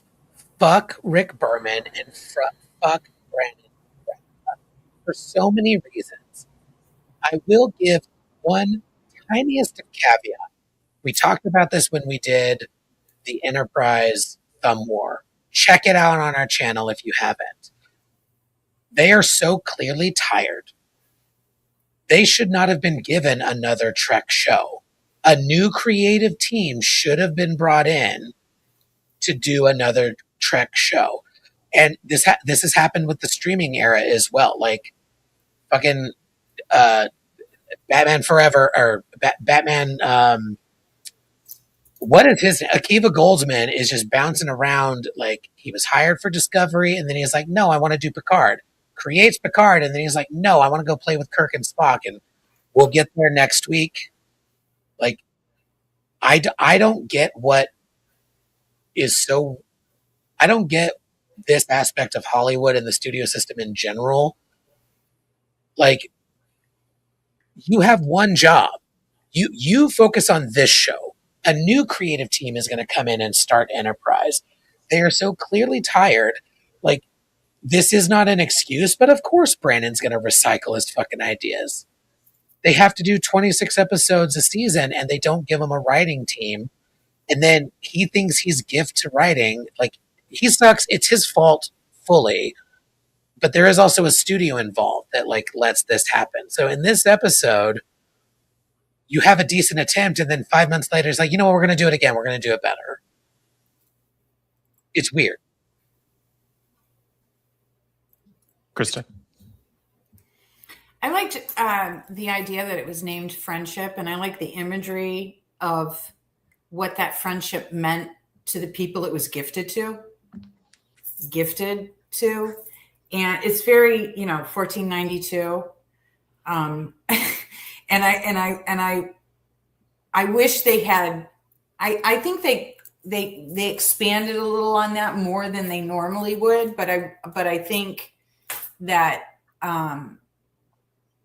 I think the one part that was really jarring to watch was Janeway pushed back so much because they did kill the guy from 3 seasons ago. And she was like, yeah, well, he's, suddenly he's terribly important and they killed him so they can fuck off is essentially her. They can figure it out on their own. And it's a very interesting way to present things.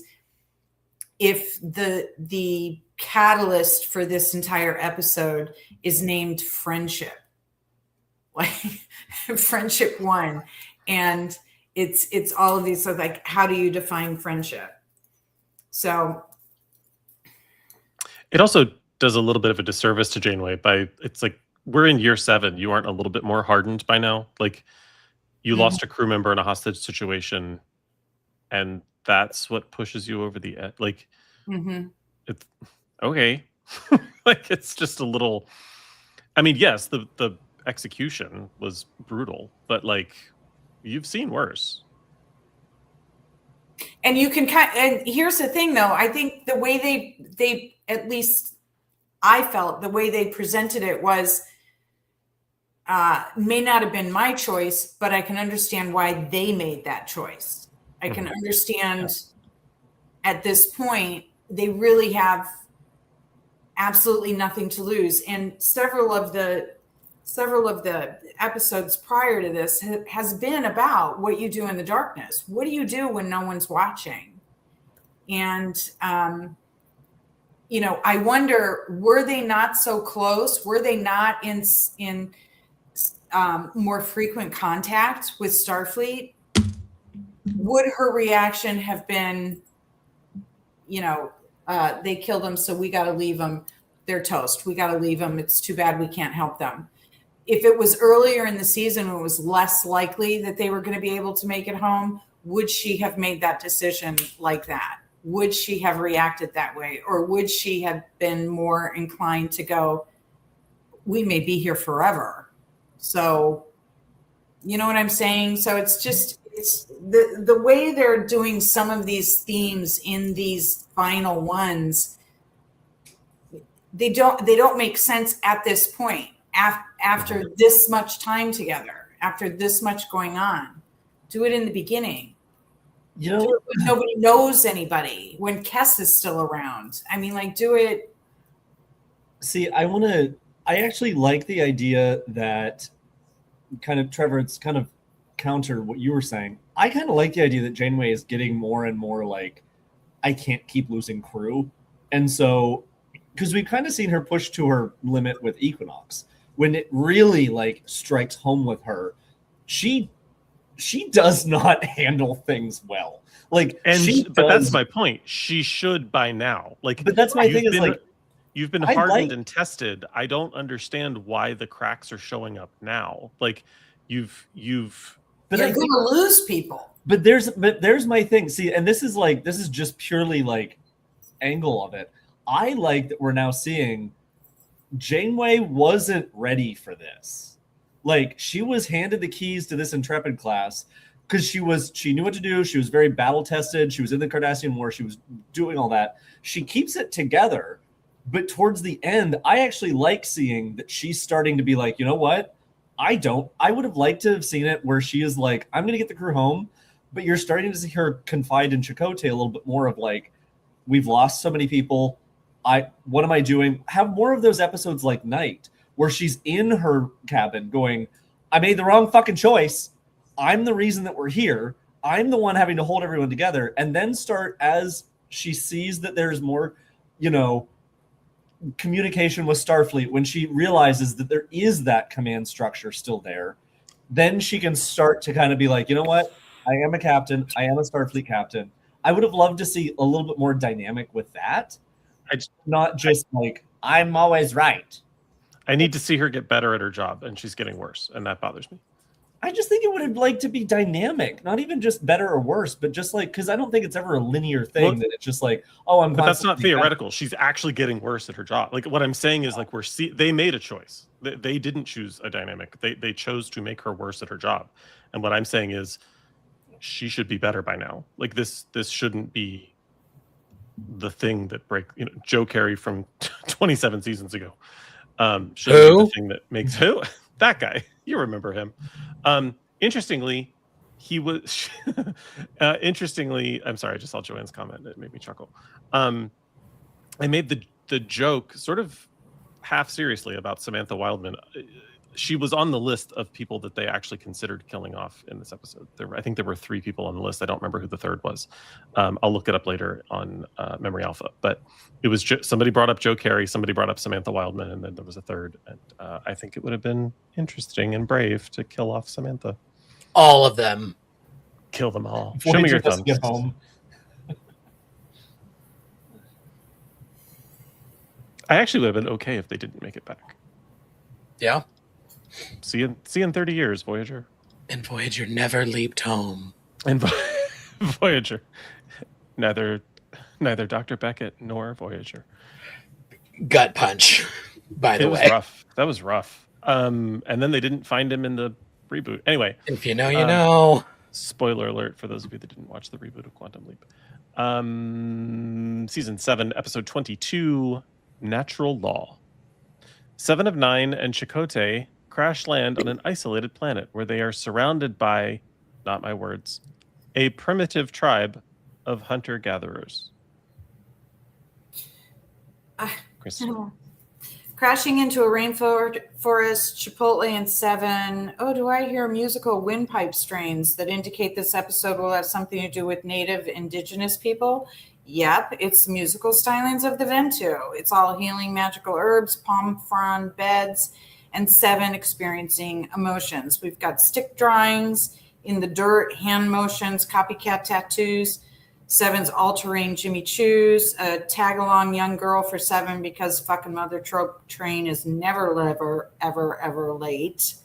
More stick drawings in the dirt, but girl, I would sit there and eat the Skittles off my hemp cape instead. More stick drawings, and you kind of have to credit Baltrin for committing to a bit by drawing a picture of 7 that does bear some resemblance to a blowfish, blah, blah, blah. And Opie performs a multi-purpose wax-on, wax-off exercises of a grasshopper Chaiwala for space Mr. Miyagi. Then the Trump family show up, intent on exploiting every resource available, but Opie receives an order to rescue the barrier, failing his test, but executing a righteous standing crane maneuver.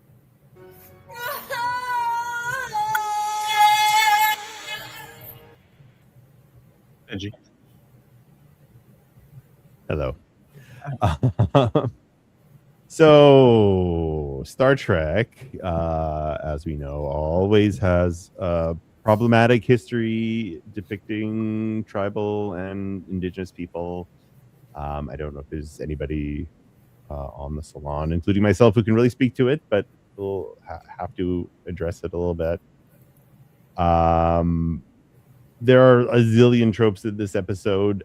They're like, even not in Star Trek, any episode with any tribal people, there are always so many stick drawings in the dirt. I don't know what that's about. There's always, like, it has happened at least twice now that somebody tried to trade a woman to Chakotay for something. That seems to be a running theme. There's always like a culture that's depicted as primitive, but then, oh, look, they're actually smart and they have their own medicines and technologies and methods of doing things. But I mean, of course they do, but the Starfleet people are always so amazed by this. The Starfleet people always like learn their methods to help them like figure shit out in the episode. The culture is always idealized as this unspoiled utopia. There's always the trope of the main character of the story, either Seven or Kirk or whoever it is, learning how to appreciate these people seemingly against all odds in their primitive society. They learn how to live a more chill and happy life with themselves, and it's always up to these, you know, mystical indigenous people to show them the way. There is always a message. I guess it's good that there's always a message about like not colonizing indigenous peoples, but then there's always like that underlying infantilization of the culture and people below all of it. So I don't know really where I lie on it. I remember always liking this episode. You know, having a look at it years later is making me probably turn my thumb a little further downwards again. That's kind of the extent I can speak to it. There's a hot man covered in finger paint. That is a job I would like to have. I actually did think the Paris going to driving school thing was funny. Like I thought that the instructor was actually pretty funny, and there's some cool ship stuff. So yeah, I don't know. We'll see where my thumb goes. I don't know what anyone else thinks. To clarify, Benji, did you want to be finger painted or did you want to finger paint? I want to do the finger painting. Got it. Problematic gay alert.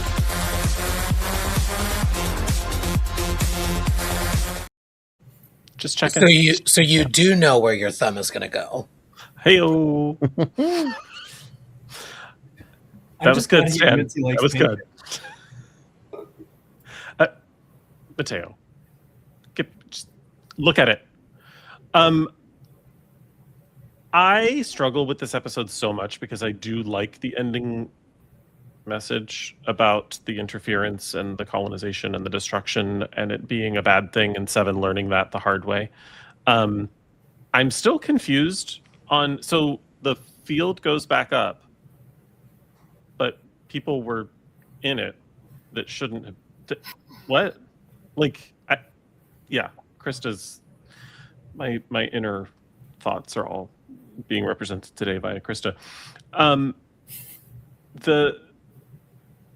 The fact that Seven's running around Trevis and Flotter's forest in that outfit is ridiculous. Like, one, the reuse of the set. Two, like the impractical. She's in heels in a. Anyway,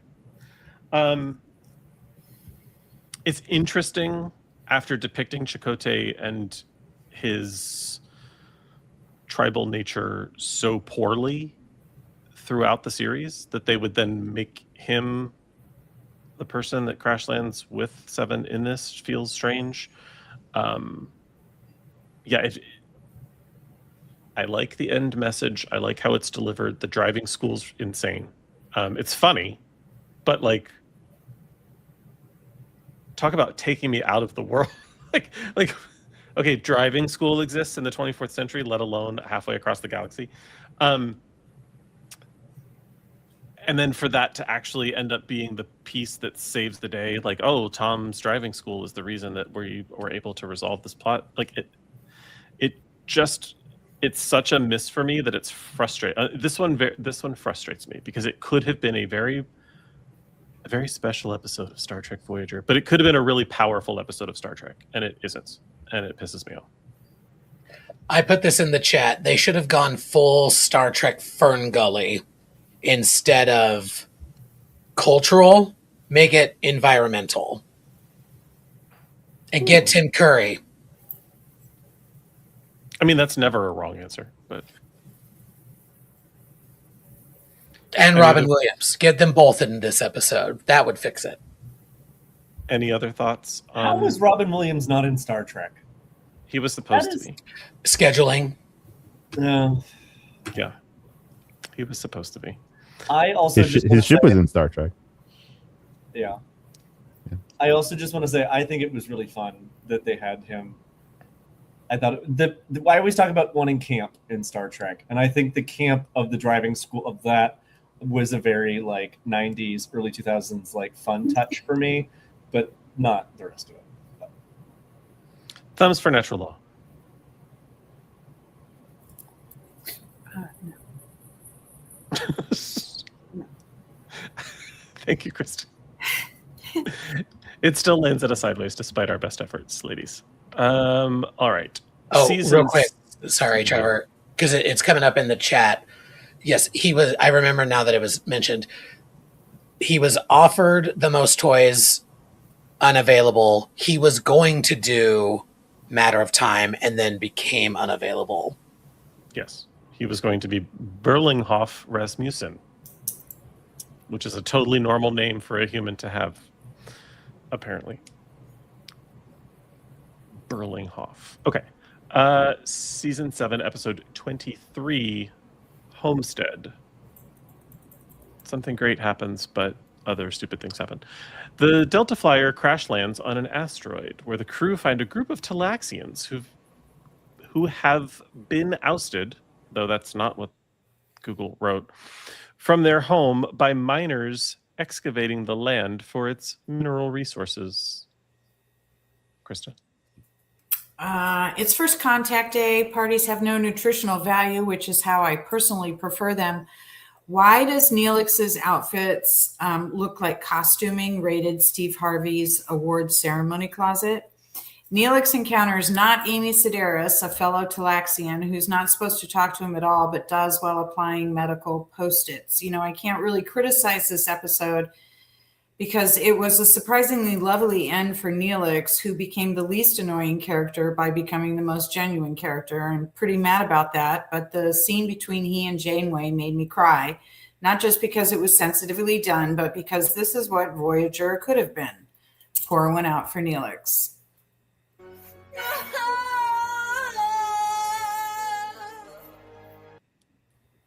Chicken Warp Core, done bleu. Stan. I have some controversial yet brave opinions about this episode. I kind of love it. Like, I think we finally got Neelix right. However, like making him a family man at the very end, just get rid of him just a few episodes before, like, he's been part of this journey. He was going to be part of this crew through the end. And, like, why did they need to get rid of him? It just didn't make sense to me. And I could have forgiven that if it wasn't. Sorry, Stan. Give it 1 second. You're like underwater. It's super. How about now? There you go. Sometimes you just got to mute yourself and then come off mute. What was the last thing you heard? We agree with you that it didn't make sense that like he didn't have to go away. So yeah, he didn't have to go away. And I could have forgiven that if I think it's, I don't know that problematic is the right word, but I think it's weird that it's a Talaxian colony. Them randomly being there in their path, thousands and tens of thousands of light years closer to Earth than Talax, where he came from, is weird. And I think it would have been more impactful if you were going to go with the like tropey, I'm going to become a family man. if it wasn't because they were Talaxian, but just because he built a connection with another person. Like I think that would have, I think it would have done a better job. It's just weird to me that they're Talaxian. Like it doesn't make sense that they're there, and it like, I think it could have been more impactful if he built a connection with somebody, not because they are of the same species, but just because people connect, not two Talaxians connect. But they wrote him really well in this episode. And Ethan Phillips, we've said this before, the problem with this character is not Ethan Phillips, it's the character. And the moment with Tuvok was kind of cute. It was kind of cute. It's I struggle with the idea that we're 2 episodes away from getting home. Spoiler alert. Why are we dropping him off? Doesn't make a lot of sense. But my thing is, don't go off to marry this person you just met. Like, what are you doing? Like, this is just bad life advice. What it has nothing. Like, I agree with what you were saying, Stan, but like, to me, it's even like broader than that. It's like, this crew has become your family, according to you, and then you're just like, okay, I'm getting some good on the side. Like, I'm just gonna leave. Like, what? Jadzia was gonna phase out of existence for Dick. So I didn't even clock that. Like, I'm so lonely. I did not even clock that. I'd be like, yeah, I get it. I'm ditching all of you. I found some good Dick. But you're right. You're right. That is weird. But then no one stopped him to say, "Are you sure that's what you like?" I mean, yes, Janeway has there's a great scene with Janeway. There's the very meaningful goodbye between he and Tuvok, but like, no one stops to say, "You don't know that you want to be married to this person for the rest of your like. What are you doing?" Like, this feels like a bad idea, Neelix. They're all just very supportive of him leaving after 7 years. They all want him off the ship. They're all like, "Oh, you found Talaxians. Good for you. You should follow them. Get the hell off the ship. No one wants you on Earth." It's given that vibe. And we already found that the Bolian cooks better. So off you go. Yeah, it's weird. Any other thoughts? Why are they? Why do they eat? They're eating like giant dry pierogies with their hands. Pierogi, I come from the land of pierogies. Pierogies are either slippery and wet or they're fried and greasy. You do not eat them with your hands, and they're like half the size of Benji. Here's my question: as someone of Polish descent and from Pittsburgh, which is huge with pierogies, is a giant dry pierogi not just a cousin of a calzone? Sure. But I eat those with a parchment wrapper as well. Okay, well, hoity-toity over there. But is it a sandwich? That's just it's just good manners. Manners, Sloppy Sam.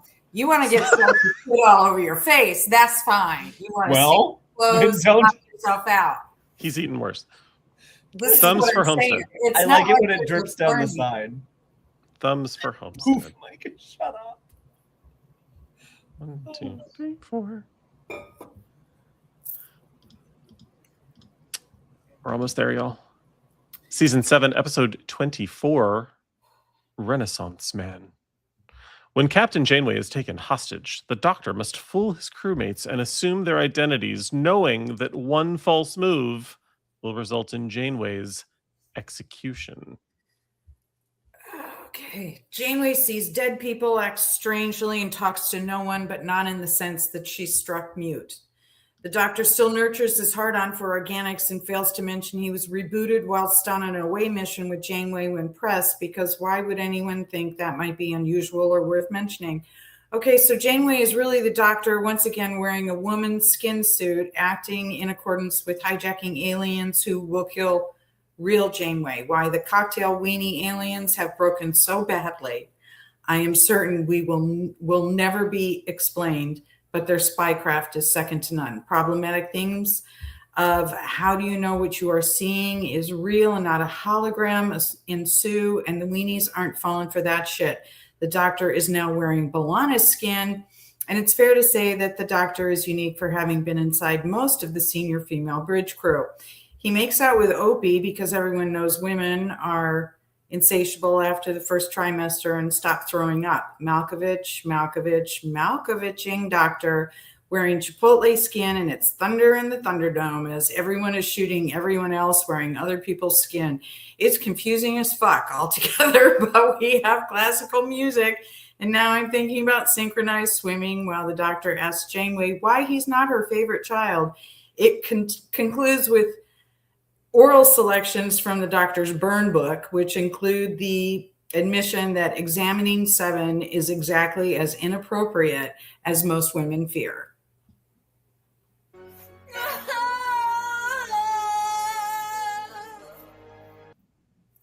She doesn't even go here. Will?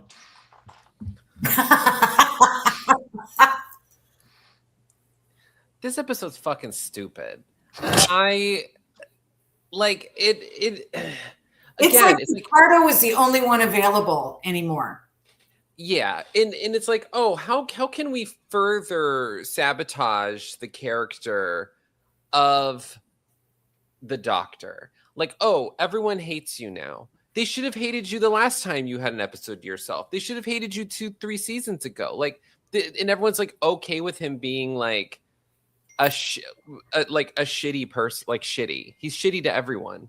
Like he's absolutely, he's like not redeemable in any way. And this episode is just so fucking stupid. Like there's. I think it's a micro. This episode is very emblematic of. I wrote this down because I had a thought during Krista's rant. I said this episode may be more emblematic of the series than as a whole. Maybe it's appropriate that the penultimate outing of the Voyager after all. Like it's ridiculous. Like they're buffoons, and then everyone's just kind of okay with it. They reset at the end of this. There's no repercussions for people's actions. Doctor's like, well, I'm going to isolate myself in the sick bay, and then Janeway comes in and goes, "That's okay." It's like the idea of it is kind of fun, but like with the hierarchy, because I do think they're really funny. Like as a species, I wish we got them sooner because they're so stupid and weird, and I'm like, love this. Like, I feel like if we get a like Star Trek Janeway, that they would be an interesting like Ferengi like get the Ferengi treatment, like get to see more of them because I find them entertaining and stupid. But like it doesn't I don't know, I was at a loss for this episode. It's just fucking terrible. Again, it's just bad. I would like to see them show up as like a part of Starfleet intelligence in Academy. Yeah, like the espionage stuff of them is really funny, and it's like, oh, we'll teach you how to spy on people, and yeah, but like it's just, this episode is just a vehicle for Picardo to do something stupid. It's like, okay, we already got that. What were you saying for an episode? And it's one of the worst episodes ever created of Star Trek. So let's not continue this this streak of flopping, this parade of failure that is the Doctor's descent into absolute and utter nightmarish obscurity. Like just terrifying. Stop taking story ideas from anyone named Picardo or anyone who depicts someone named Picard. Yeah, let's not do that. Yeah. I gotta say though, you're both wrong. Sorry, Will. All that was wrong. This is the best episode of Star Trek for one reason and one reason only. CGI pregnant B'Elanna Torres backflipping across the court. Matrixing herself. It was so running dumb. down the board. Yeah, that was like, hey, guess where was all of this, Doctor? Like you could have done this so many episodes ago, so many years ago, and been real helpful. Also, the repercussions. He's a the dick. repercussions. Well, yeah, the repercussions that he could impersonate people, the ethical issues with the limitless ability he has to just impersonate people. But Yeah, it's just emblematic. He doesn't care about them. He's the worst doctor in Starfleet. He doesn't give a single shit about those people on that ship. Krista.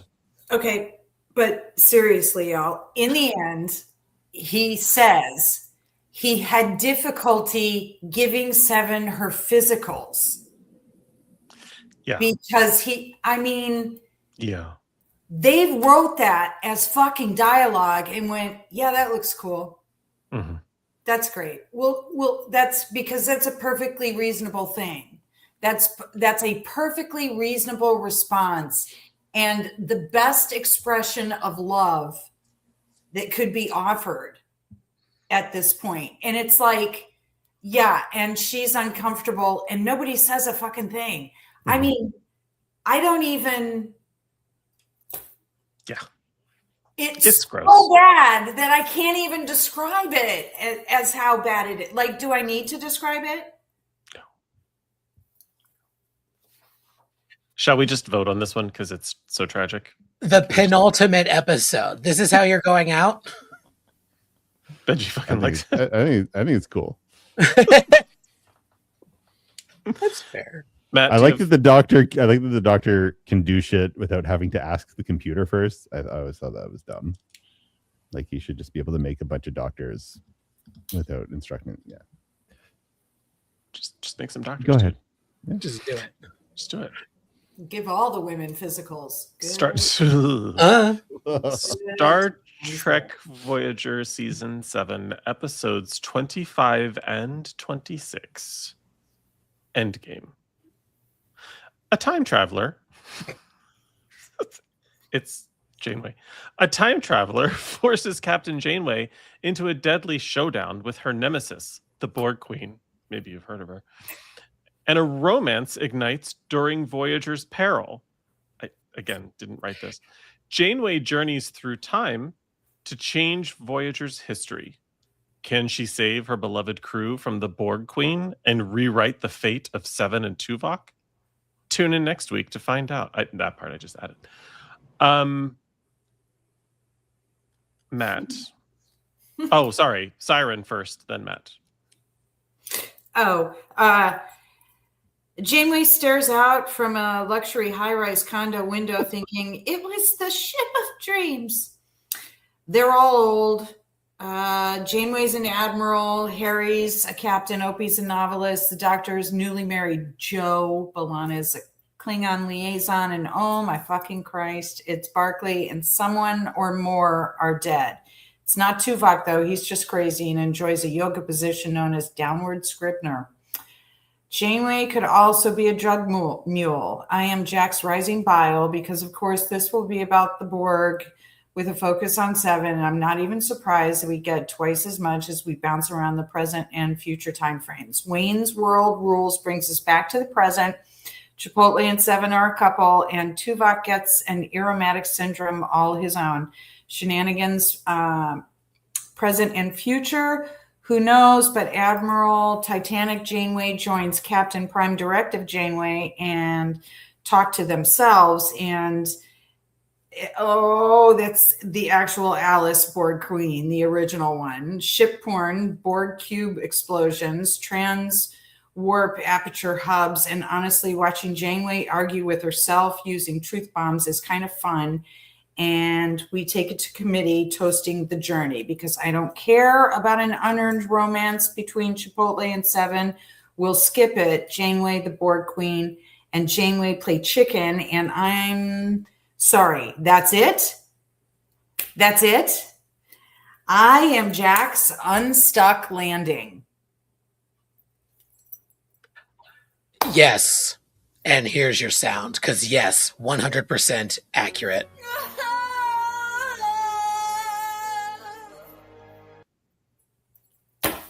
Wow. Yeah. Matt? All right. So, Bear with me. I want to preface this by saying that this ending actually obviously time travel, DTI, my whole shtick. What got me into it was one of the very first Department of Temporal Investigations book.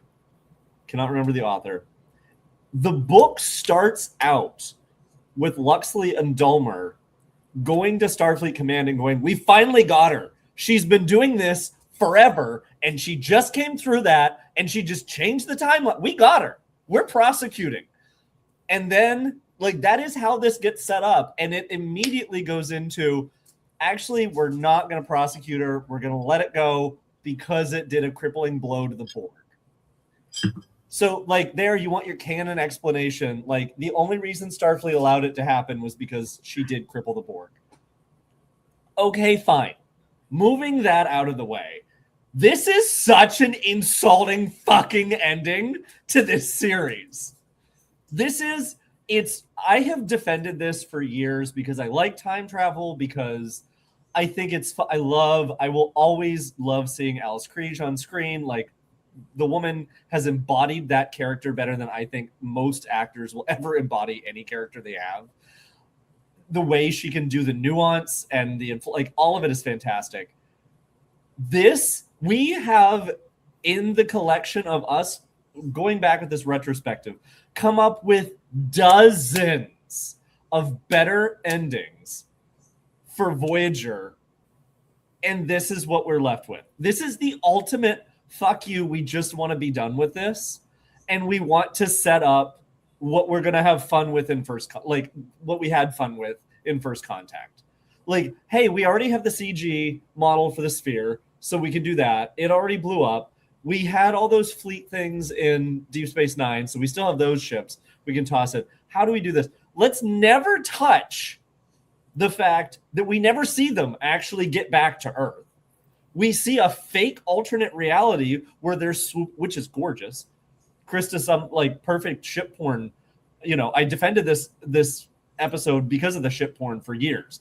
You have my second favorite ship with the USS Rhode Island, the better version of the Equinox. You have Janeway's shuttle.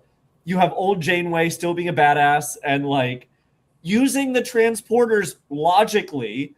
Like, she goes into a negotiation and is like, oh, I don't actually need you to say yes. I'm just slapping this on and taking it. Like, we do get a lot of really good, fun things in this, but it is so late. It's such a slap in the face. Why was there not? Fine. We all know you're going to either shortcut to the Alpha Quadrant, which is what they do, or you're going to have time jumps where we see them get closer and closer. Those are the only two options you have on this show. And you're going to shortcut to the end and ignore any species that you have just spent the last 7 seasons establishing. You're going to go back to the Borg that we've seen 1,000 times. You're not going to bring anything with you. And it's just going to be you've written off the cast in this alternate future as just going along with their lives. Hi, I know you're upset too. Like, this is just such an insult when you go back and really watch it. And the only thing I will say, besides the ship porn, is it does still get me in the end when they pan up and they see the rest of the fleet there greeting them. I know that is just me, where we finally see the Galaxy class and everything else there to like reunite them home and to like welcome them home. That does still get me. But then I'm always, even now, I look at it and I'm like, so we don't get to see them reunite with their families that they've been talking to? Like, you don't get to see any of the payoff? You did a 2-parter that did not need to be a 2-parter, and you're not even going to give us that? That's it. We used all the money on the ships that you wanted to see. Apparently. I just have one quick comment, which is just that I liked the episode better when it was just the future. Yes, the first half of this fucking slaps. Yeah. I love her having the Admiral's uniform. I love her taking off like the coat thing and having like the snug, more like she had uniform variants. I love a cape. Love a good cape. Yes. Pulls off a cape when she visits the last remaining Chipotle franchise. Yep. With the flutes. There was flutes. There were flutes. Windpipes in the background. So like future Voyager, future Janeway, future I don't think we ever know her last name. Well, actually, does Janeway refer to her as Ensign Paris, which is really infuriating? Yes, Ensign Paris. They're all Paris. Yeah, that's annoying. But like getting to see her as an adult was kind of cool. But yeah, the rest of it's meh. Stan. Yeah, I love the first half of this for a lot of reasons, including the reason that got me blocked by a certain Star Trek actor on Twitter, because this is the best work Robert Beltran has done in Star Trek. And breaking union rules is fucked up. Anyway, Kate Mulgrew acts her whole ass out in this episode. Tim Russ does an incredible job. Jerry Ryan does an incredible job. Robert Beltran is there. Like, there are good moments for practically everybody, including Harry being like, "I know I'm the one who wants to get home the most, but I was going to say, I think Garrett showed up to work on time this yes. Tom is like landing into his position as an expectant father in a kind of lovely way. There's so many fun moments, but I agree with Matt, which I am normally not want to do. There are a lot of missed opportunities with this episode, including, Janeway deserved a speech or something, like at the end, like put her behind her desk or put everybody in the mess hall and give her the moment to say, thank you. We did this together. I'm the proudest I have ever been of you. Before you all go see your family, I needed to tell you that. Something like there needed to be a moment that because they had earned it. And I won't ever forget the first time, and she's talked about it a lot, Kate Mulgrew talking about how she finished her last day and they were literally ripping the set apart around her because they were getting Enterprise ready. Mm-hmm. And it was Robert Picardo who was there with champagne to say congratulations. Like they did this show so dirty, like from the jump. Fuck Rick Berman, fuck Brannon Braga. Like that, I am forever Team Ron Moore. He could have should have given it to him. But in this episode, I guess the last thing I will say, two things. The Doctor getting married to a woman not the actor's age was tacky as fuck. Like for late 90s, early 2000s, tacky. And like, I have nothing against this kind of work, but casting a softcore porn actress to be his younger wife was a choice, and a tacky one. It's not that she was a softcore porn actress.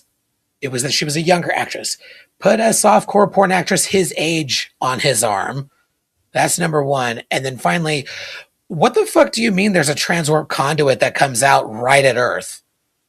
Like what like Alice, what are you doing, bitch? You could get them the whole fucking time. What the shit is this? I will end my rant by just saying we have been hard on this show. I still love it. Yeah. I show my love by being hard on things. Sit on that for a minute. Pun intended, all of the alerts. I love this show still. It frustrates me to no end the potential it had and missed. You'll hear me say similar things in the next few weeks, so get ready for it. But I enjoyed this episode. I enjoyed this run. I enjoyed talking about these episodes. I wish they did a lot better. I wish more women were involved. I wish more people of color were involved. It would have made the show better very clearly and fully. Those are my ending thoughts on Endgame. Krista, then Will. I'm not a huge fan of this series, mostly because it's they did not deliver. It's just a missed opportunity and failed promise. However, I will say that I'll defend it because I quite enjoyed Kate Mulgrew. And I quite enjoyed those moments where she was really given the opportunity to kind of open it up and see how fast she could go, see what she could bring. They were kind of few and far between, but when they didn't have a chance to stop her, they made for very worthwhile moments. And I think I'm probably going to say something fairly controversial, but I feel like this series within the franchise, ironically, sort of made me feel that it validated the idea that Star Trek is not for women more than any other show within this franchise. Women were not welcome unless they fit into these categories, or unless they didn't rock the boat. And what I think is very sad about that is that you could just have not chosen a woman captain. You could have chosen to not fake capitalize on that. Like, oh, we're doing a woman now. And then you just didn't do that. You just gave us more of the same, and quite literally more of the same actual storylines already done previously. But this I will never not feel like this particular one makes it feel like Star Trek is not for women. It's just in any capacity. And what's funny about that is that for a time it was running simultaneously to DS9, which did not give me that feeling at all. And in fact, gave me the absolute opposite feeling. So that's possibly controversial, maybe brave, but that's what it is for me. Will. Yeah, I find this last episode to be like, to quote someone, to quote the our Lord and Savior Madonna, it's reductive. It doesn't hit the way it should. Like, I think with this last season, you see that there's a certain, like, I don't feel like there was a certain level of care, having watched this and experienced with this with all of you, our own personal voyage home, that there was a certain level of care and interest in the first couple of seasons, and then they kind of lose it. And it's very clear by the end of this that there was no plan to get them home. There was no one caring how this series wrapped. Like, we got Deep Space Nine had an 8-episode arc that closed their series out. They're 10. Thank you, 10. And then the episode before their finale is this fucking whodunit with the Doctor. It's like, there should have been at least an episode building to this. They just get home. And in a season that is built on just convenience, they conveniently run into Klingons. They conveniently run into Talaxians. They conveniently run into this Borg hub. That there's no one sacrifices anything to get home. Janeway does in a certain way. Admiral Janeway does, but like half that crew should have been dead trying to get home. Like, they should have gotten home and been like the massive sacrifice of this crew for them to get home. Both Janeways should have died. Something should have happened where there was a sacrifice that was made to get them home, in a way that was not someone comes back in time to do it. Like, I would have liked, as much as I love the first half of this episode, because it shows them like there and what this is.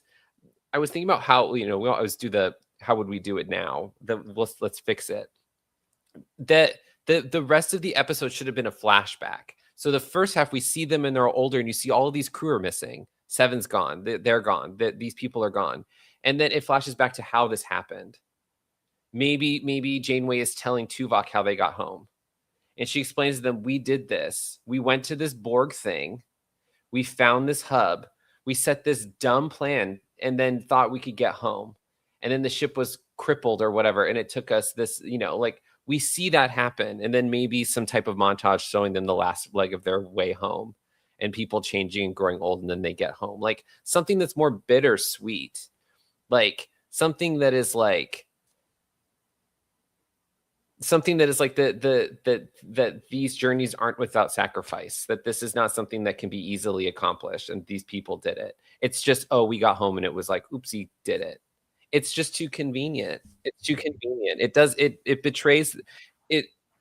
The show betrays its premise every other episode, and this finale betrays the show as a whole.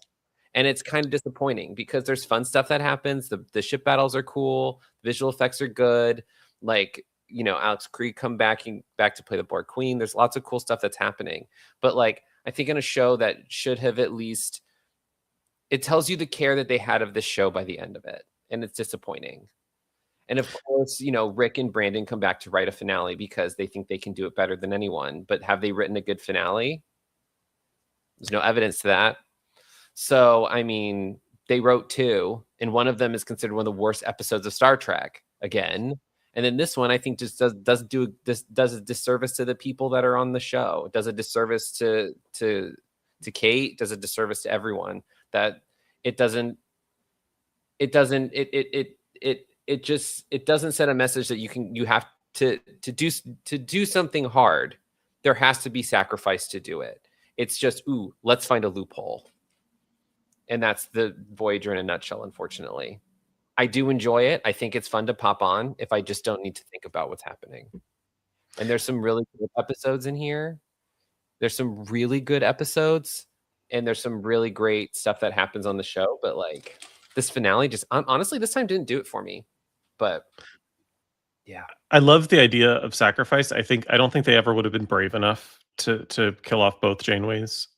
But no. They would have and could have and probably should have had Harry make a sacrifice, like the one who wanted to get home the most. If he was the one, like if something there, it wasn't them surfing the transwarp hub. It was the only way to activate the thing that blew up the hub was for someone to do, or he did it in a sacrifice so that they could continue, whatever. And posthumously promoted to lieutenant. Yes, like and we almost saw him in Picard, but we never see him again. So like it wouldn't have changed anything, and would have kind of been a cool way for that character to go out, because like kind of the series, his character just sort of fizzles at the, like, I don't give a shit what happens to him after they get back to Earth, because we've already established that other than hugging his mom and dad, like there's not much waiting for him because they didn't write anything interesting for him. So and how powerful would it have been if we saw Captain Kim and know that Captain Kim was not happening because Ensign Kim's that made the sacrifice? Sure. Yeah. Ooh. Chills. You're welcome. Anyway. I would just like to address that future Janeway comes back with a time laser that can literally poop her out anywhere in space and time. And other ships can go through, like the Klingon ships were coming through the rift.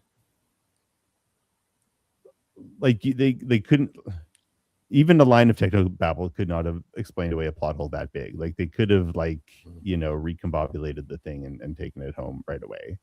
Like that is lazy fucking writing. Or it's only one jump, like you only get one.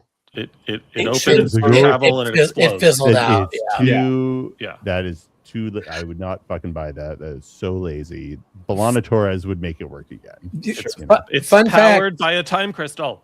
Fun fact: Borath time crystal. When you're playing Star Trek Voyager Across the Unknown, if you don't do something right, the Klingon ships do make their way through, and Voyager has to fight them before they can go onto the Borg hub, which you may or may not see in the coming weeks on Mondays at 5:30 p.m. Pacific when Will and I Salon Unknown. But we're not there yet. We still need to see thumbs for end game.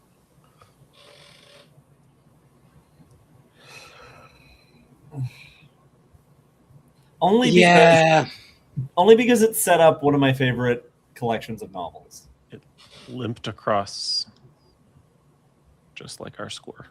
Not the way I wanted to cross the finish line. Haha. But speaking of the way that I want to finish, Trevor, go to Blue Alert. I'm so sorry. For this half of the final season of Star Trek Voyager, there were 2 thumbs ups, 7 thumbs sideways, and 3 thumbs downs. So we were pretty meh on a very meh season. And so were they. Yeah. There were 6 problematic gay alerts. We fucked Rick Berman 5 times. There were 2 canon alerts. Stan accidentally activated all of the alerts once. There was 1 explosive saucer separation. Joanne took us to church once. Stan said I was wrong when really he was wrong twice. There was 1 premature last but not least, there was 1 instance of Stan accidentally agreeing with Matt. I gave 70,000 bonus points to Will for explaining how bad hologram stories happen. I gave 9,000 bonus points to Benji for explaining how stick drawings keep happening. I gave 900 bonus points to Matt for explaining how lesbians happen. And then I took 700 bonus points away from Matt for explaining how lesbians happen. I gave 700,000 bonus points to Joanne for explaining how Chipotle sexy time happens. And I gave 900,000 bonus points to Krista for explaining how probing happens, but I gave her an additional 700 bonus points for somehow both explaining and questioning how all of this the fuck happened.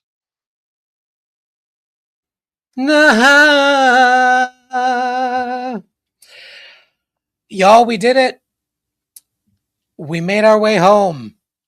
What if I just ended the salon right there? Just like the show. In honor of Endgame. Goodbye. No, we did it. Hakuna Matata! Akuchi Moya. Hakuchi my moyas. No, I'm back. No. You know what we could do? We could do exactly what Voyager did, which is tease what's next. So join us next week, same bat time, same bat channel, when we're going to discuss the first 3 seasons of Strange New Worlds in preparation for the season premiere for season 4 in 2 weeks. So next week we'll be recapping the first 3 seasons, and the week after we will start discussing the premiere of season 4 live. Guess what? Captain Kirk's going to be there. And we're supposed to be excited. For the faces? Because Captain Kirk's going to be there. The surprise faces? I'm not going to be too much of a bitch, I promise. I do love Strange New Worlds, but why the fuck is he always there? There should be a visual for that. Fuck, I thought you were talking STLV with Shatner. Okay. I also have that question. Why I mean, always there? I was like, you don't want to see Shatner? No. I've seen him. I wasn't impressed. Well, I like the movie better. Farragut about it. That's good, Joel. It's rough. Just like the Farragut. Joel hits 99% of the time, but that one's rough. Oh, come on, Bob. Now I got to update the scorecard. We came on Bob once. All right. Well, we started with a bang, out with a whimper. Live long and prosper. All hands abandon ship. Proceed to the nearest evacuation zone immediately.